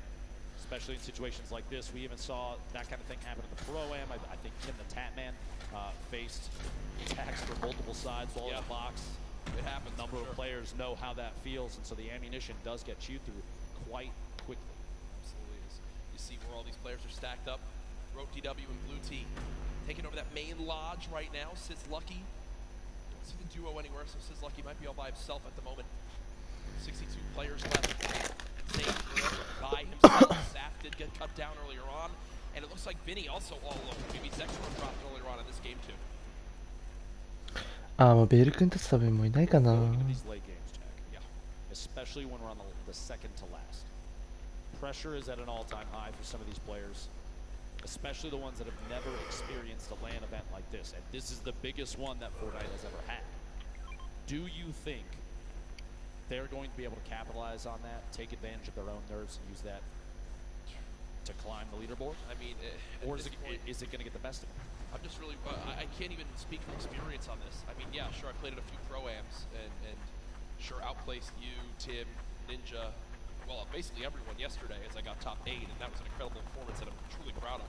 Jack, you outplaced us in both winnings and wake. But as we take a look at this again, I actually forget what I was going for this because I was complimenting myself so much, but Nate Hill and Funkbomb, 2 players who had a very quiet day so far, 4 points up to this game. They've matched that in this one alone, so they're at 8 overall, and well, that's that moment we're talking about. With the shield broken, the entire lobby has decided you are the player we're going to shoot at, and Nate Hill is burning through materials. This is looking like it's going to end right here for this phase. They try to make it through. Just a frantic flint knock shot. At that point, it's desperation. 6 total builds, no healing, only 34 HP. Imagine if Nate had caught Wade. Did tag him. And no. Got from the side. He's caught between multiple teams, players rotating into the zone, players that were originally taking shots. A tough break there in Game 5 for Nate Hill and Funkbomb. Keenstar and Hunter do wind up finishing off that elimination with the help of Serpent and crew. 57 players left now. This zone, Ben, is in the middle of basically a forest, but most trees are now gone. I'm looking at the minimap right now. This is a pretty central zone. where everything's remaining. So players on the outside will need to move in from all areas. The zone pushing forward. Here are Mitro and Mongol. A quiet game so far.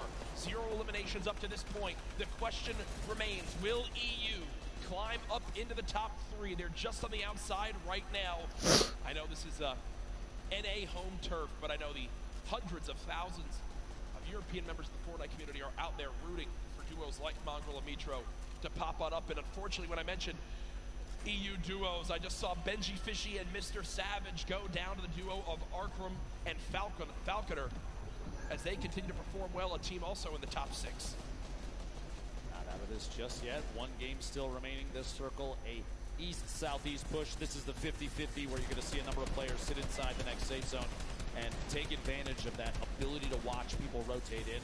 That's where a lot of the eliminations mid-game happen, is people trying to get into the next position, and players like Mongrel, Mitro, they are in spots to take advantage of that. That being said, Ronaldo does take out Mitro on the feet, picks up that elimination for the duo.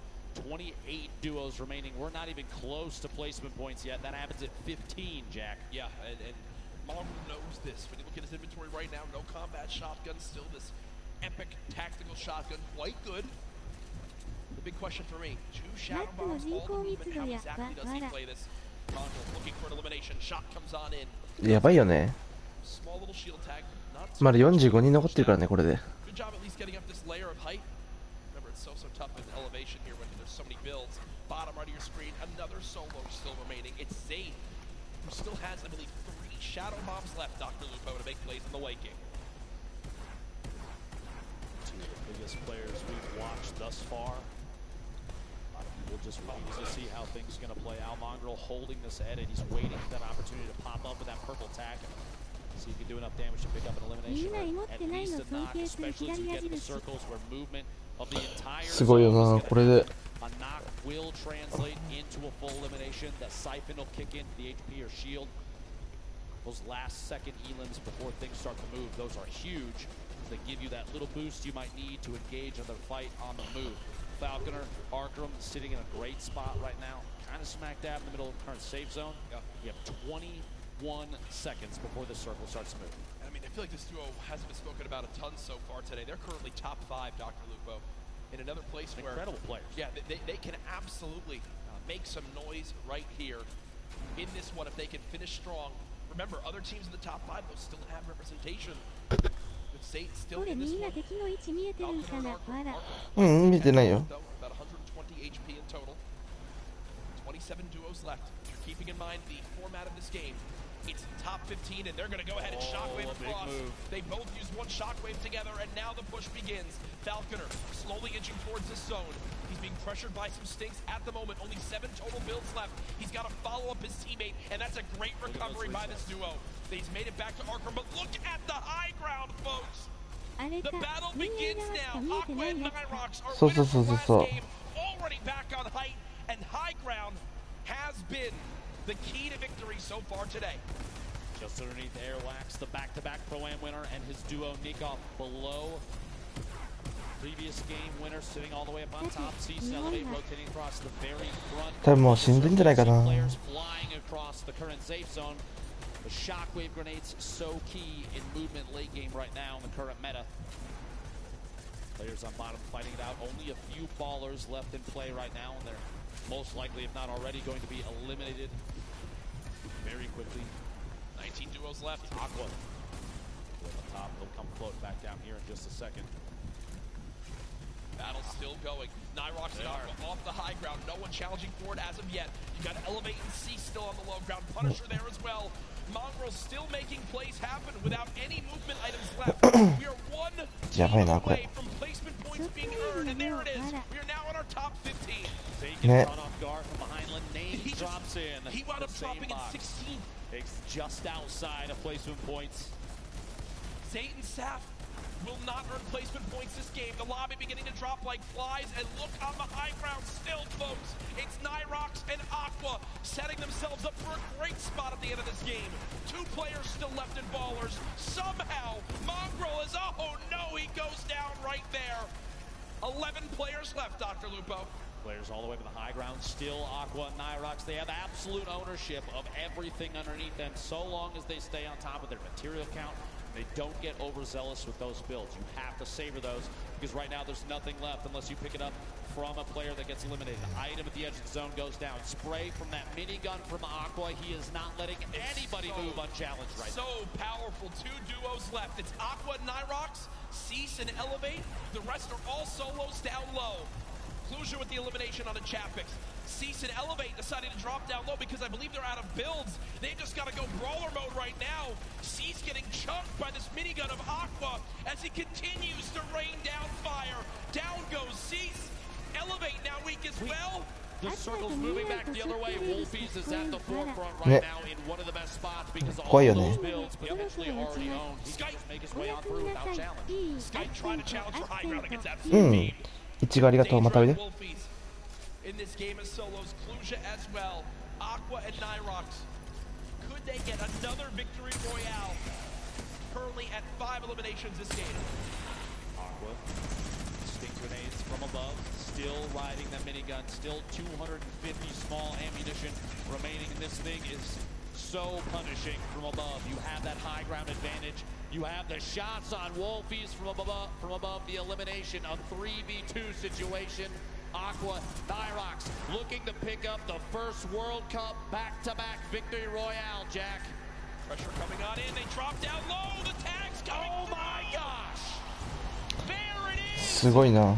A 17-point performance from Aqua and Nyrox as they win it again. That alone, those two games may be enough to push them all the way to the top of the leaderboard. And they are one game away, if they can hold that, from $3 million. My goodness, folks, here it is again. Aqua with that minigun up top just made it impossible for any other team to even try to contest them on high ground. They send Nyrox down, Clusia there as well. Here, Clusia was doing everything he could, but again, when you're at a number disadvantage, Dr. Lupo, a health disadvantage, when you're on the low ground as well, I mean, I just don't see how you could even win the game. He tried to edit him down. Unfortunately, just can't hit the final shots as Aqua still drops him with 200 HP. And again, much deserved as they take the victory out. The reactions from these players are my favorite parts, especially at this level, Jack. Yeah. One game remaining. World Cup. シロちゃん大丈夫？眠気。 Competition and the best players we've ever seen in any lobby, literally ever. And we're here along with literally 18,000 people at Arthur Ashe Stadium. Yeah, and they are enjoying themselves here today. What a feeling it has been. We hope you've enjoyed the coverage so far of the Fortnite World Cup Finals live from New York City. A reminder for the watching online right now, we still have another day of competition, and tomorrow it gets even more intense. The solos competition will be underway. Tifu will be involved as well. I'm sure a lot of people here looking forward to that, as it is going to be one to remember tomorrow. There's no duos that can save you. There's no reboots. It's you and you only. The nerves will be at an all-time high. Who do you have? If you look at the entire list of everybody for solos, real quick, one or two names, who do you think is going to do well? Oh, gosh. Well, I'm looking at anyone who's double qualified. I mean, right off the bat. People that can be favorites. And, whoa, we just got the standings. And now I completely shift the focus. Sap and Zay still in the lead. 3 points, Jack. Yes. First and second separated by 3 points. The 2 victory royales now for Nyrox and Aqua, definitely moving them way up the leaderboard. But look second at this. Place now. EU and NA. The fight back and forth is there, right? Twitter's talked about it about 1 million times. Yep. Reddit says it over and over again. EU versus NA, and I think right now this leaderboard screams that the competition on both sides is huge. Page 2 on your screen now, Jack. お、日本少しキルしてるじゃん。 Savage, 12th place right now, 25 points. The difference between 11th and 20th, just 6 points right now. Dr. Lupo still anybody's game as this continues on through. What a day we've had so far. Just one game left. Everything on the line here. Players preparing for this one as it should be starting up momentarily. But again, there are our leaders And what we saw right there was them actually looking at second place, seeing exactly where they stand. Remember, when tiebreakers come into play, that second victory royale could make a major difference. We are almost ready for this last game here, but we want to take a look back at game number 5 with Ball. Thank you so much, Courage. The action is crazy, and this leaderboard is so tight at the top. We're going to take a look at some of the moments from Zayt and Saf's game, because Saf actually went down early. So let's go ahead and roll it, because this is Zayt being 300 IQ. Using the sound of the slipstream. This is something he does so well. Crouching up. These players have no idea he's coming in. Finishes off the first one right away. That's 4 when Tux tries to make the play, but not before he finishes the elimination. And then Zayt ends up going down, tries to get the wall replaced for a bit, but continues on forward, gets back up with the slipstream, eventually comes back up to take out the last remaining player here. This was a 1v2 clutch. And if you think about the standings right now, they were at 40 points before this game began. They got 3 points in this one here by himself. That's what kept him in the lead here today, right now. Finally picking up folks on the outside of the zone. That's perfect play from Zayt. Didn't get quite top 15, but he did get this one last elimination, and that is what is keeping them in the game right now. You have to remember, they did not play too well in the last game. They accrued a little bit of points, and they're doing it again. They have to have a strong game here. But when you think about the rest of them too, Mongrel and Mitro, they had only Mongrel for a little while. Vinny and Zexro, they only went down to Zexro as well. So clutch is all up. I mean, it literally, it comes down to one per player's performance. I can't wait to see this last game. Gentlemen, please, if you don't mind, close us out. Thank you, Ball. Great stuff as always. And whoa, oh there, okay. Marshmallow joining us on the cast. Yeah, I think that's basically exactly how it works. Now we have a little bit of special announcement for everyone live in the venue right now. Pay attention, Fortnite World Cup attendees, to celebrate the 1 p.m. Marshmallow live performance on Sunday, tomorrow, the first 2,500 fans to enter the Arthur Ashe Stadium will receive a Marshmallow cosplay helmet to wear during the performance. The first 400 fans to enter the stadium will also receive the Marshmallow supply drop codes. These special codes contain the Marshmallow outfit, the Mellow Rider glider, the all-new Mellow Mallets pickaxe, and 1,000 V-Bucks. Also, the first 10,000 fans to enter the stadium will receive Fortnite-themed Thunder Axes to make noise while cheering on their favorite players during the Fortnite World Cup Finals. Doors to the Arthur Ashe Stadium open at 11:30 a.m. tomorrow, so you want to make sure you get here early to make sure you get your seat. I'm looking forward to that. Can you show me the axes, please? I mean, look at this. You know how loud it's going to be in here tomorrow when you're banging these around, when you can annoy your siblings with these when you wind up going home with them. I don't want to give everyone any more ideas, but I'm ready for that performance. It's going to be an absolute blast. I know, I'm sure everyone here looking forward to that as well. Marshmallow is so much fun to watch live, but this is it. Dr. Lupo, at the end of this game, we will crown the first ever Fortnite World Champions. I cannot believe we made it here. Ladies and gentlemen, make some noise. $15 million on the line here. 3, 2, 1. 来た。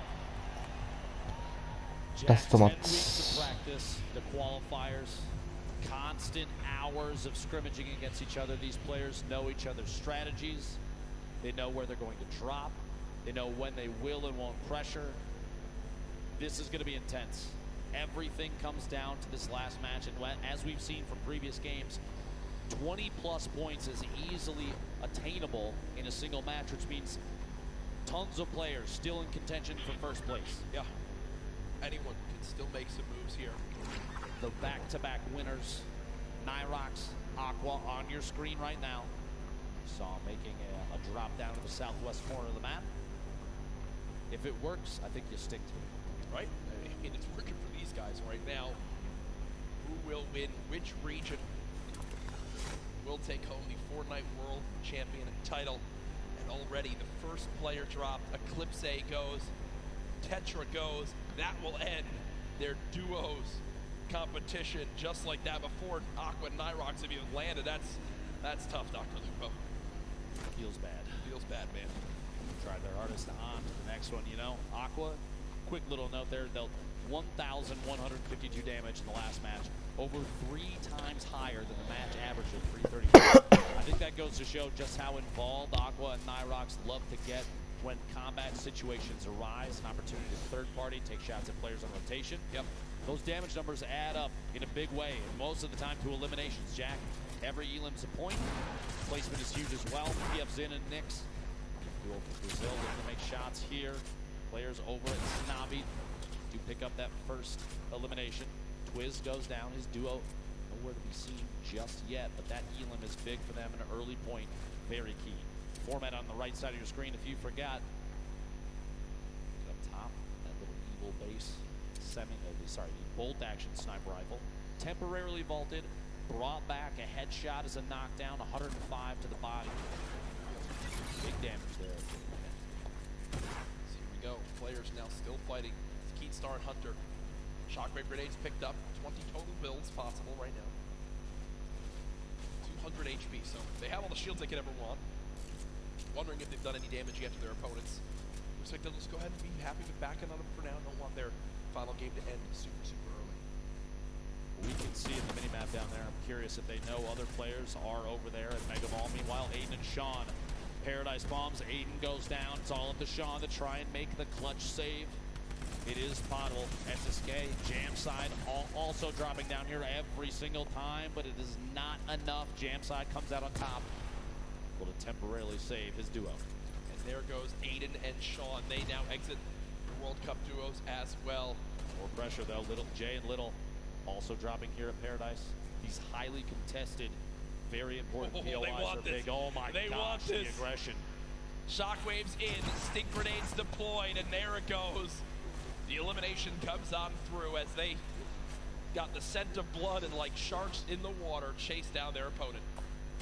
You can't really blame them either in situations like this, though, especially the World Cup. If you get a knockdown, if you're in a 2v1, you're even willing to sacrifice your teammate potentially in a situation like that to try and get another. Already, people are dropping much quicker this game. Oh, 100%. Already down to 7 duos eliminated from this one.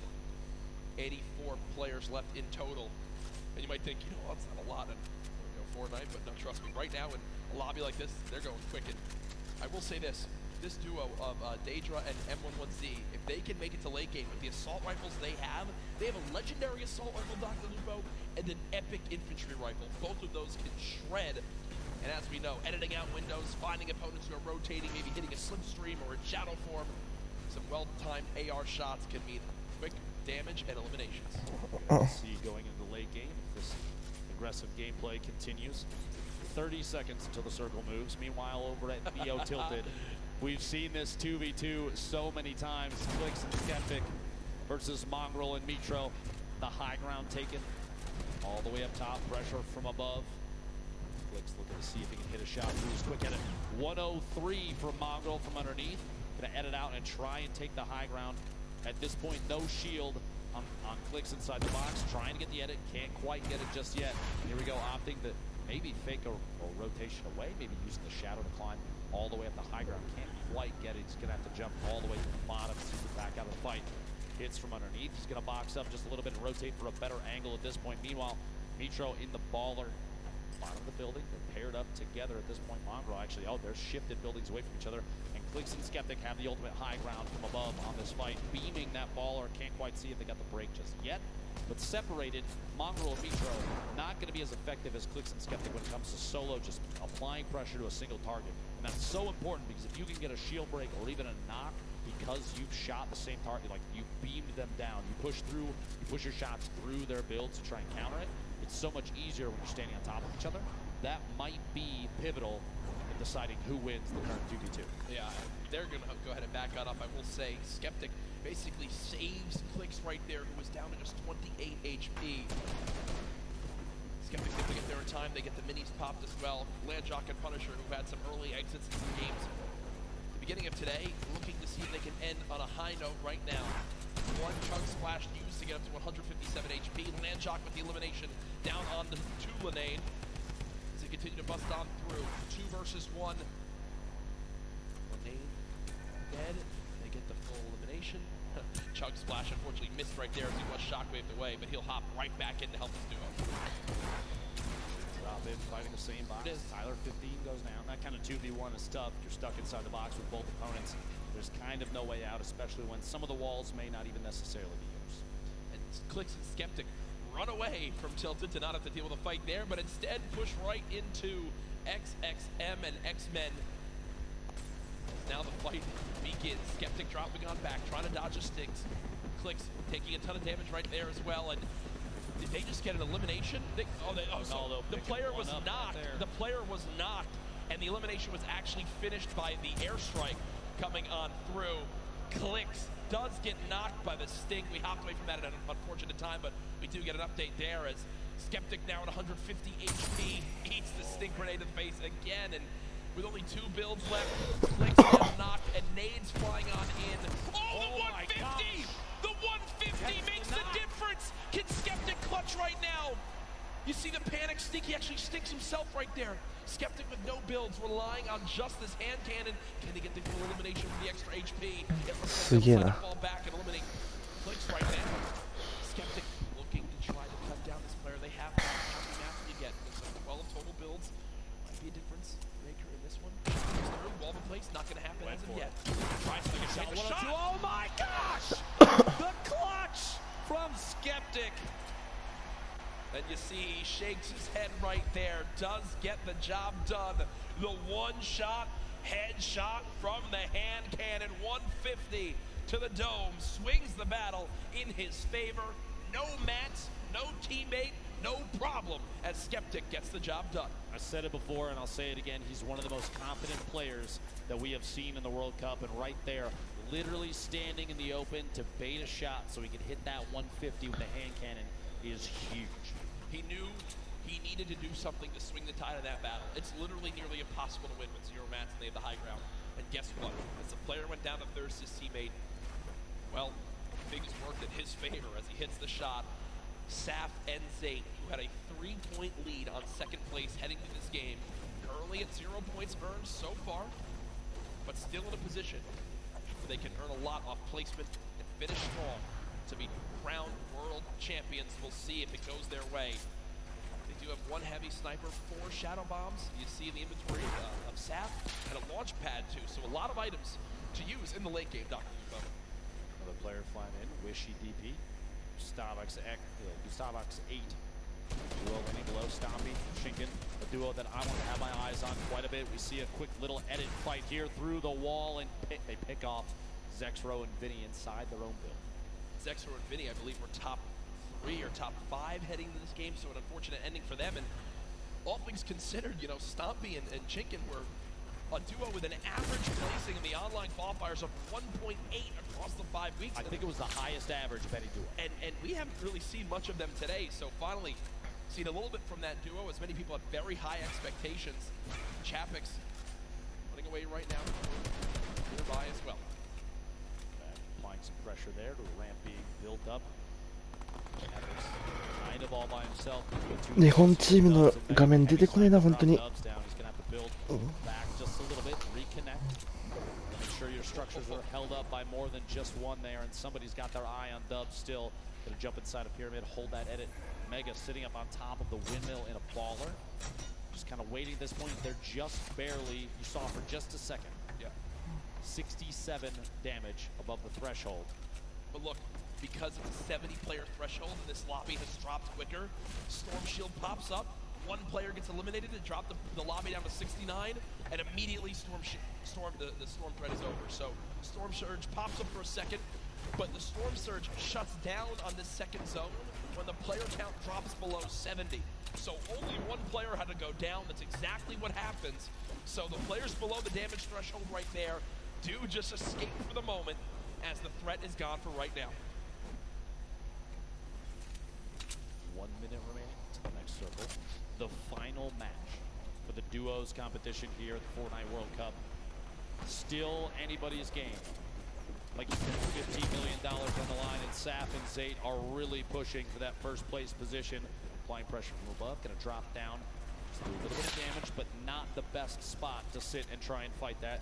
Saf's going to back up top and use that final mini, 149 total HP. And I was literally about to say, can still go down to a heavy snipe to the body, and that may be exactly what happened. Luckily, at that range, Zate can still pick Saf up. Less pressure comes in from that duo that just took that shot. They just get updated that Mitro was just eliminated, but remember, folks, this is Zate and Saf on your screen, who are our current leaders today. Saf knocked. It looks like Zate's going to try to go for the revive, and no one's nearby. Talk about a perfect scenario for them to be able to get a revive in. That could have spelled disaster. But up off the ground goes Saf, and they can breathe a sigh of relief as they're both back in play. Looks like the players that took the shot sitting at that modern building at Loot Lake, the north side there, still inside the safe zone. Meanwhile, the spread of all these players starting to tighten up just a little bit. Mongrel, one of the most popular EU players, all on his own right now. Mongrel, Mitro, 10 points behind first, 2 points behind fifth overall going into this match. They are so close to the top of the leaderboard, Jack. Saf and Zate, by the way, first going to this match. Keep watching exactly where the players stack up. Mongrel, all the pressure on him. There's one thing you can see: legendary rocket launcher. The way Mongrel makes the most incredible performance of his entire life is if he can somehow get high ground late game and use the maxed ammo rocket launcher to just fire down shots and get multiple eliminations. And there's an 86 tag right away with that legendary infantry rifle. Sees the build down at the bottom, looking just to take any shot he can, any damage he can deal. With eliminations, even just 1 or 2, maybe Keys is lucky, and Rush flying in. Right siders just a second. Meanwhile, Aqua and Nyrox, the back-to-back winners, looking to pick up their third duo victory royale. Intercepting, catches an opponent inside the same box. The duo looks to follow through, take the wall, the shots through, and the back-to-back Elin may happen. Still applying pressure, and there it is. And you see the excitement right there. Every point they get is an opportunity to make this comeback happen and a potential win for the European region. I just saw Chinken go down the elimination feed, and they've got chunk splashes galore. Still get back up to full health, and still scrappy game right now for Zate and Saf. 0 points on the board, and they are nowhere close to earning placement points in this one. A minute remaining before the next storm. They're going to have to position themselves to move before too long. Pressure is going to happen on the rotation. You're going to see players in positions to take advantage of people moving in from the outside of the storm. When we get to circle 5 to 6, when the half and half happens, that's kind of when everything gets a little crazy, right? Yeah. The elimination feed is full of players getting knocked and finished by the storm potentially. You have duos going down at that point, but right now Saf and Zate biding their time. They don't want to burn too many materials this early. 60 possible builds in Saf's inventory, 50 in Zate's. Don't have to move just yet. Reminder for everyone watching at home, this is our final game today. At the end of this, the score will be tallied, and we will crown our first ever Fortnite World Cup champions, our Fortnite World Champions, live from the Arthur Ashe Tennis Stadium here in New York City. Stay involved in the conversation. Use that hashtag Fortnite World Cup before, well, everything goes insane in these next few moments. The fourth zone has popped on up. 56 players left, 34 duos. Who will take the final victory royale? Now, Rojo and Wolfies all the way up top, on top of the hill here. They do have at least one baller. They have an opportunity to move. Looks like Rojo's going to make that move. Wolfie's just kind of waiting, biding his time, maybe looking to take a shot at somebody. Baiting your teammate, not the worst idea. Rojo's going to move down this little camp underneath, this tiny little shack, and farm up everything that he can. Materials, like we've said before, we'll say it again. You always see late games where it comes down to potentially who does and does not have those remaining. Getting those couple materials can be key. Wolfies, you heard the snipe shot there. Looks like nobody got connected with it. Waiting above 107 builds in that inventory. Mega and Dubs down underneath. Literally right next door. Bell, Mongrel, across the street, 4ZR and nowhere. Saf and Zate. So many players bunched up in the same structures right now. this might be the time for players like Mega and Dubs to take shots through. That's why they're editing the windows. They're looking for players rotating or even getting pressured from others that may be around them to shoot in on the same surfaces, see if they can pick up those eiters. Remember, Dubs and Mega currently top 5 in this tournament. Still looking to be able to break on through, to make some noise. The battle for first continues. The top 5 duos still all in play. Storm Surge did just pop up, but it's only for the top 50 players right now. So 2 more players need to drop, and Storm Surge will be over. Just a quick note, I saw in the feed a moment ago, Nyrox, one of the back-to-back duo winners, picked up an elimination on Skeptic and Feed. Dude, this is so tough day for them, but yes, 31 duos. More than half of the lobby needs to even get to placement points. And Nyrox and Aqua are sitting on 4 total right now, which is huge for them. They're already in the next zone. They're on the high ground. They've got 5 shadow bombs, near max materials, 4 shockwave grenades, already 4 limbs. Ben, they could somehow do this. They actually are in an incredible position to win another game, and there they just eliminated Ronaldo. The 5th elimination for Nyrox and Aqua. They've already got another player down to just HP too. At this point, imagine 3 victory royales in a row for this duo would be absolutely definitive that this is one of the best, if not the best duo in Fortnite right now. This is insanely intense right now. So much on the line for these players. They're boxed on up. Keep in mind the average age of the players here today.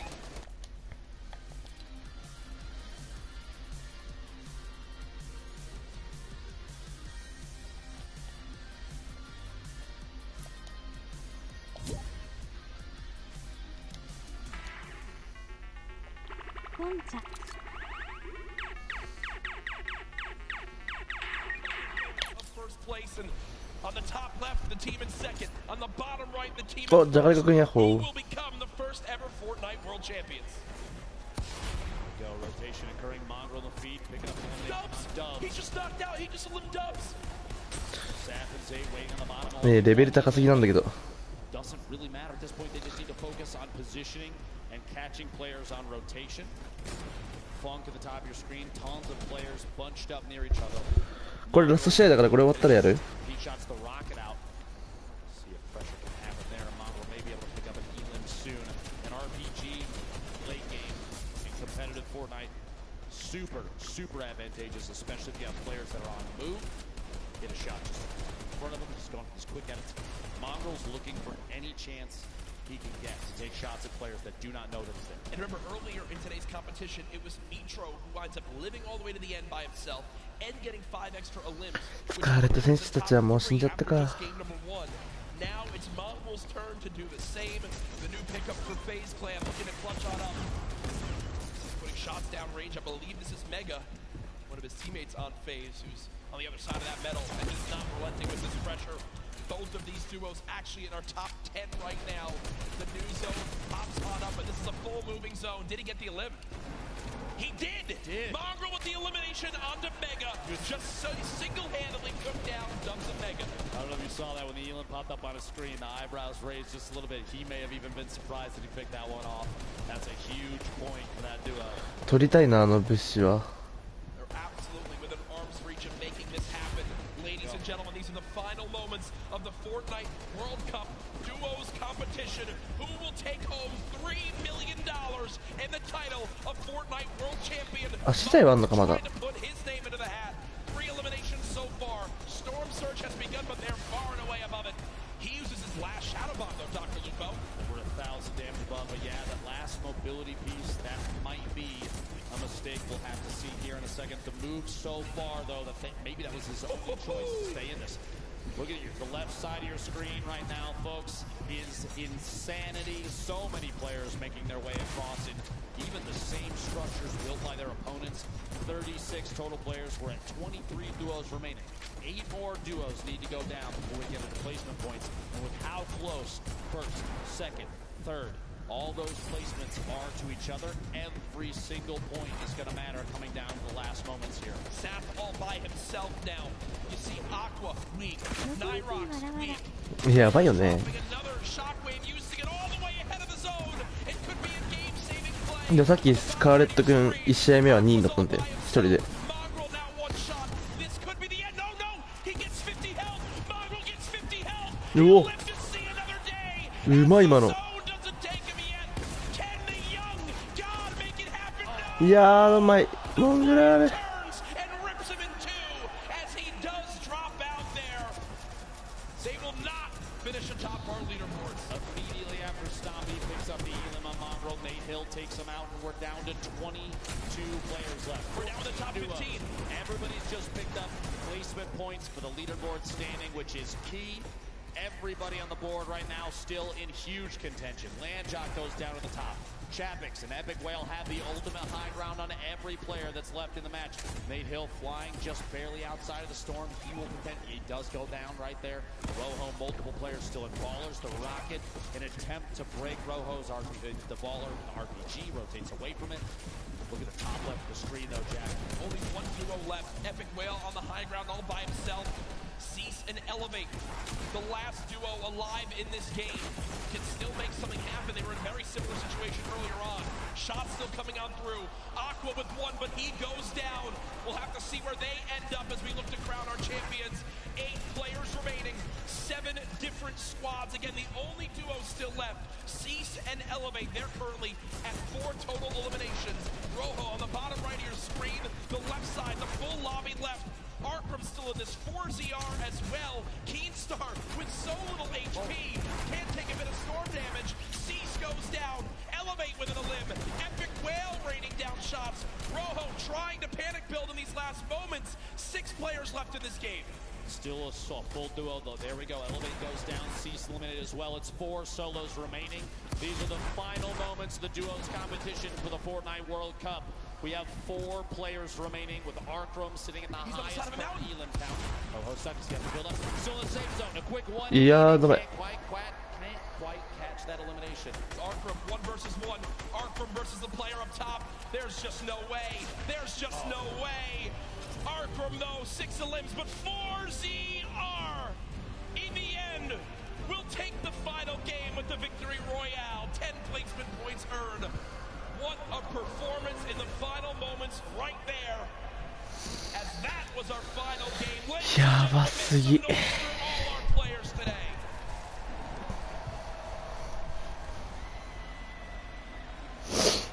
Here are the last moments again. I mean, there's just no way. Dr. Lupo, 4ZR, health advantage in the zone. Arkram did what he could. Still a beautiful performance at 16 eliminations, or 6 eliminations, sorry, and second place in that one. But either way, folks, we'll see exactly how it all plays on out here. There's the replay. My gosh, Dr. Lupo, my heart is racing right now. I can barely put a thought together, I'm not gonna lie. A valiant effort from Arkram right at the end there to try and hold out the campfire down, but not enough materials and the shots from above from 4ZR. Like you said, material advantage, HP advantage, every advantage in the world. It was his game to win. Yeah, and I'm looking around right now, a lot of people on their feet here in this venue for where we will soon find out who will be crowned the first ever Fortnite World Champion, who will have their lives changed forever as they win $3 million combined between the two. Millions watching online, send right now, tweet out who you think took it home. Use the hashtag Fortnite World Cup, get it trending. Who do you think won? I think we've got an idea, but I'm not saying anything. I'm not saying anything until the official leaderboards come out, or else I will be kicked off this stage and never allowed back. Security will actually spear tackle him. Yeah. It's true. They told me before we got here. Look, an immovable object. As now we still await the final scores. Dr. Lupo looking back on today with solo competition still to happen tomorrow. What are your big takeaways from the games we saw? I think we saw upsets and for some teams that a lot of people have talked about. They've seen before. That being said, there was a lot of confidence, and you love to see that, especially from every player on the stage right now. 100 of the best players in duos that we have ever seen. They have to realize that they beat every other challenger to get here. There's an energy in this room right now. I'm just looking around. Everyone has their cameras ready for when the announcement comes. Again, we're tallying every little bit so we know exactly who won it. Ladies and gentlemen, do you guys want to hear who will be the first ever Fortnite World Champions? I think they do. The results are in. Ladies and gentlemen, congratulations to the first ever Fortnite World Champions, Aqua and Nyrox!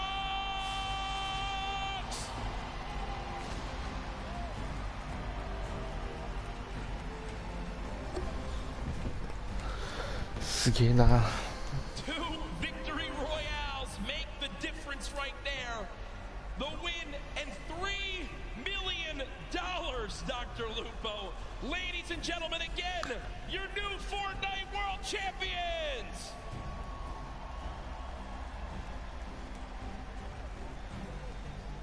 Two victory royales, Jack. An incredible day of gameplay for them. The look on their faces, too. I can't believe it. No idea. I cannot believe. Again, you got to remember. How do you react to that? How do you react to that, Jack? They're left in the dark as this loads on up. They have no idea how it's going to break all on down. They are our first ever Fortnite World Champions here for duos. We're going to get you guys the full standings breakdown to see how it all played on out. But again, they take it home. 2 wins make the difference. To be exact, I think exact, 1 point made the difference. One elimination across 6 games made the difference. That shows how close these games are. It says a lot about the score, the skill, and everything, but there it is on your screen. Nyrox, Aqua, $3 million in prizing. うわ、赤チーム一重百戦万300万3億モングラーレも45万ドル The Rocks and Items, Zexro and Vinny, Vato and Sky, your top 10 duos for the World Cup. And just to reiterate, $3 million for Aqua and Nyrox, $2,250,000 for Rojo and Wolfies. Cease and Elevate, $1.8 million. Saf and Zate, $1.5 million earned. And in 5th, Arkram and Falconer, $900,000. Congratulations to everyone that made it this far to the Fortnite World Cup Finals. Here are our top 20. Remember, folks, do not go anywhere. We still have our trophy presentation to celebrate our winners, Nyrox, but $10万ドルはゲットか everyone in the top 20 from everyone who made it to here across weeks of grueling competition, months of grueling competition. It pays off in a big way. And it's funny to look at a leaderboard like that with all the prizing on the screen. Jack, it almost looks like a typo based on everything that we've done in the past, all the competitions for Fortnite that we've had the opportunity to commentate together. You see $3 million and you think there's a couple extra zeros, but I assure you folks, it's correct. That is correct. That is correct, and that is the end of the duos competition. But it's now time to crown our champions, to hand over the trophies, and to do that, it's none other than Golden Boy.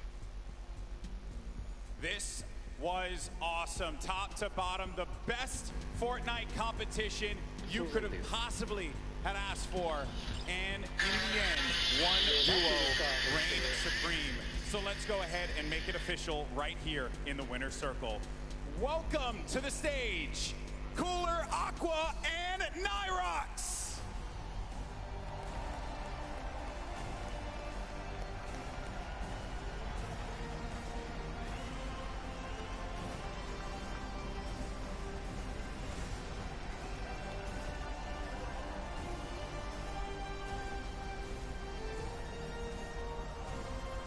Gentlemen, the trophy is yours. Your Fortnite World Champions, Aqua and Nyrox!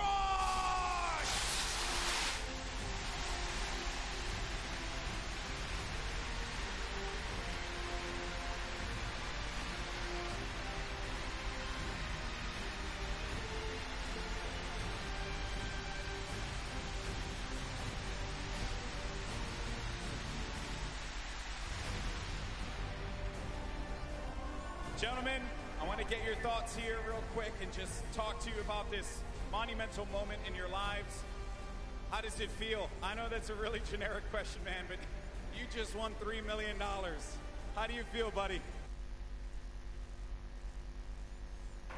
Fair enough for you, my friend. We legit had the worst start ever. Like, the first 3 games was awful, and then, like, I don't know what happened. We just popped off. Why do you guys think that you're here right now? What happened? What did you end up doing differently that separated you from the rest of the pack and allowed you to get in that first place position? I think it's the amount of hours we put into this game and how serious we take it. That's right. And now, obviously, I understand you do have some family that's here as well. You've made them very proud. Who are you playing for here today? Like, for my mom, she always supports me, and it's just insane what happened. Like, I don't know what to say. It's insane. For you, my friend? All my friends, my family, my father, and Itken. All right. Well, you're definitely going to have a lot more fans now, man. Once again, your 2019 Fortnite World Champions, Aqua and Nyrox.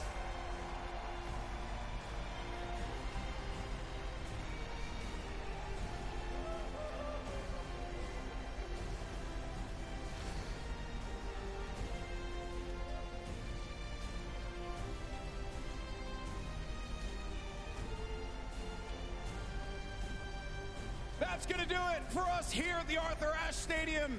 It has been a wild ride, and we have our two Fortnite World Champions, Aqua and Nyrox. Congratulations once again. A lot of special things are lined up for tomorrow, so make sure you join us. It's going to be the solos competition. We crown one more world champion and a special teaser image for the next season of Fortnite. You're not going to want to miss it. Ladies and gentlemen, this is the World Cup Finals of our Fortnite. We'll see you tomorrow. Have a great evening. すごいな。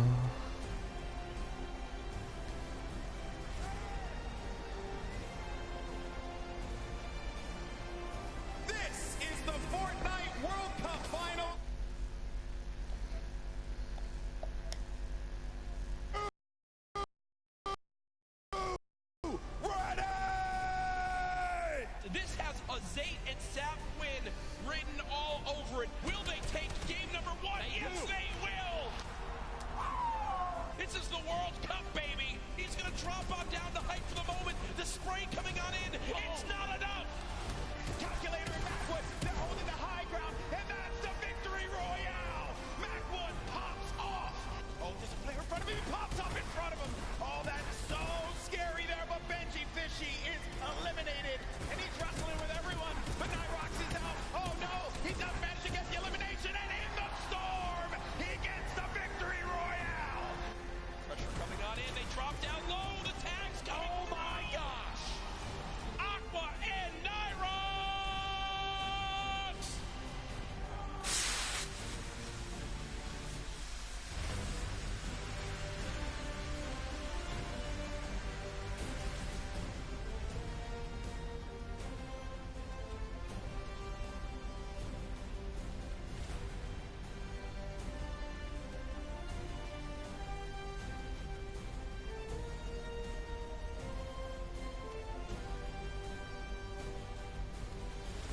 ナイスチャンピオンおめでとう。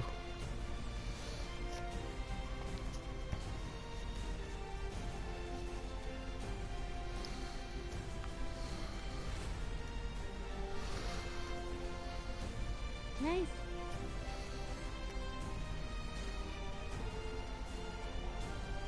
ス。いやスカビルも頑張った。本当にナイスファイトだよね。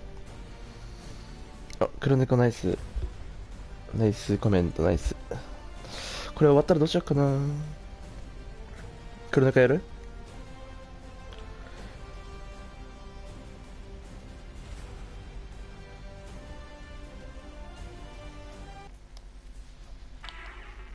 何これまだあんのなんか。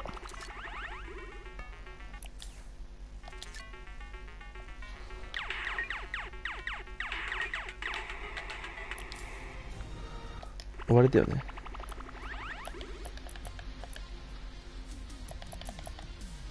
いやよかった。いい試合を見させてもらったわ。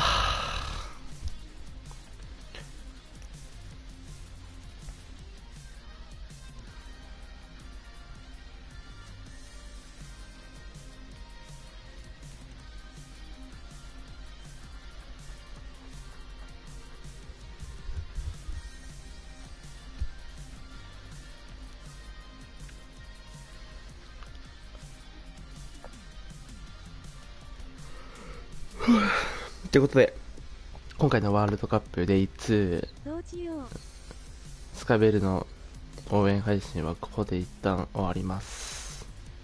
黒猫おいでよ。ではまた配信するんでよろしくお願いします。お疲れ様でした。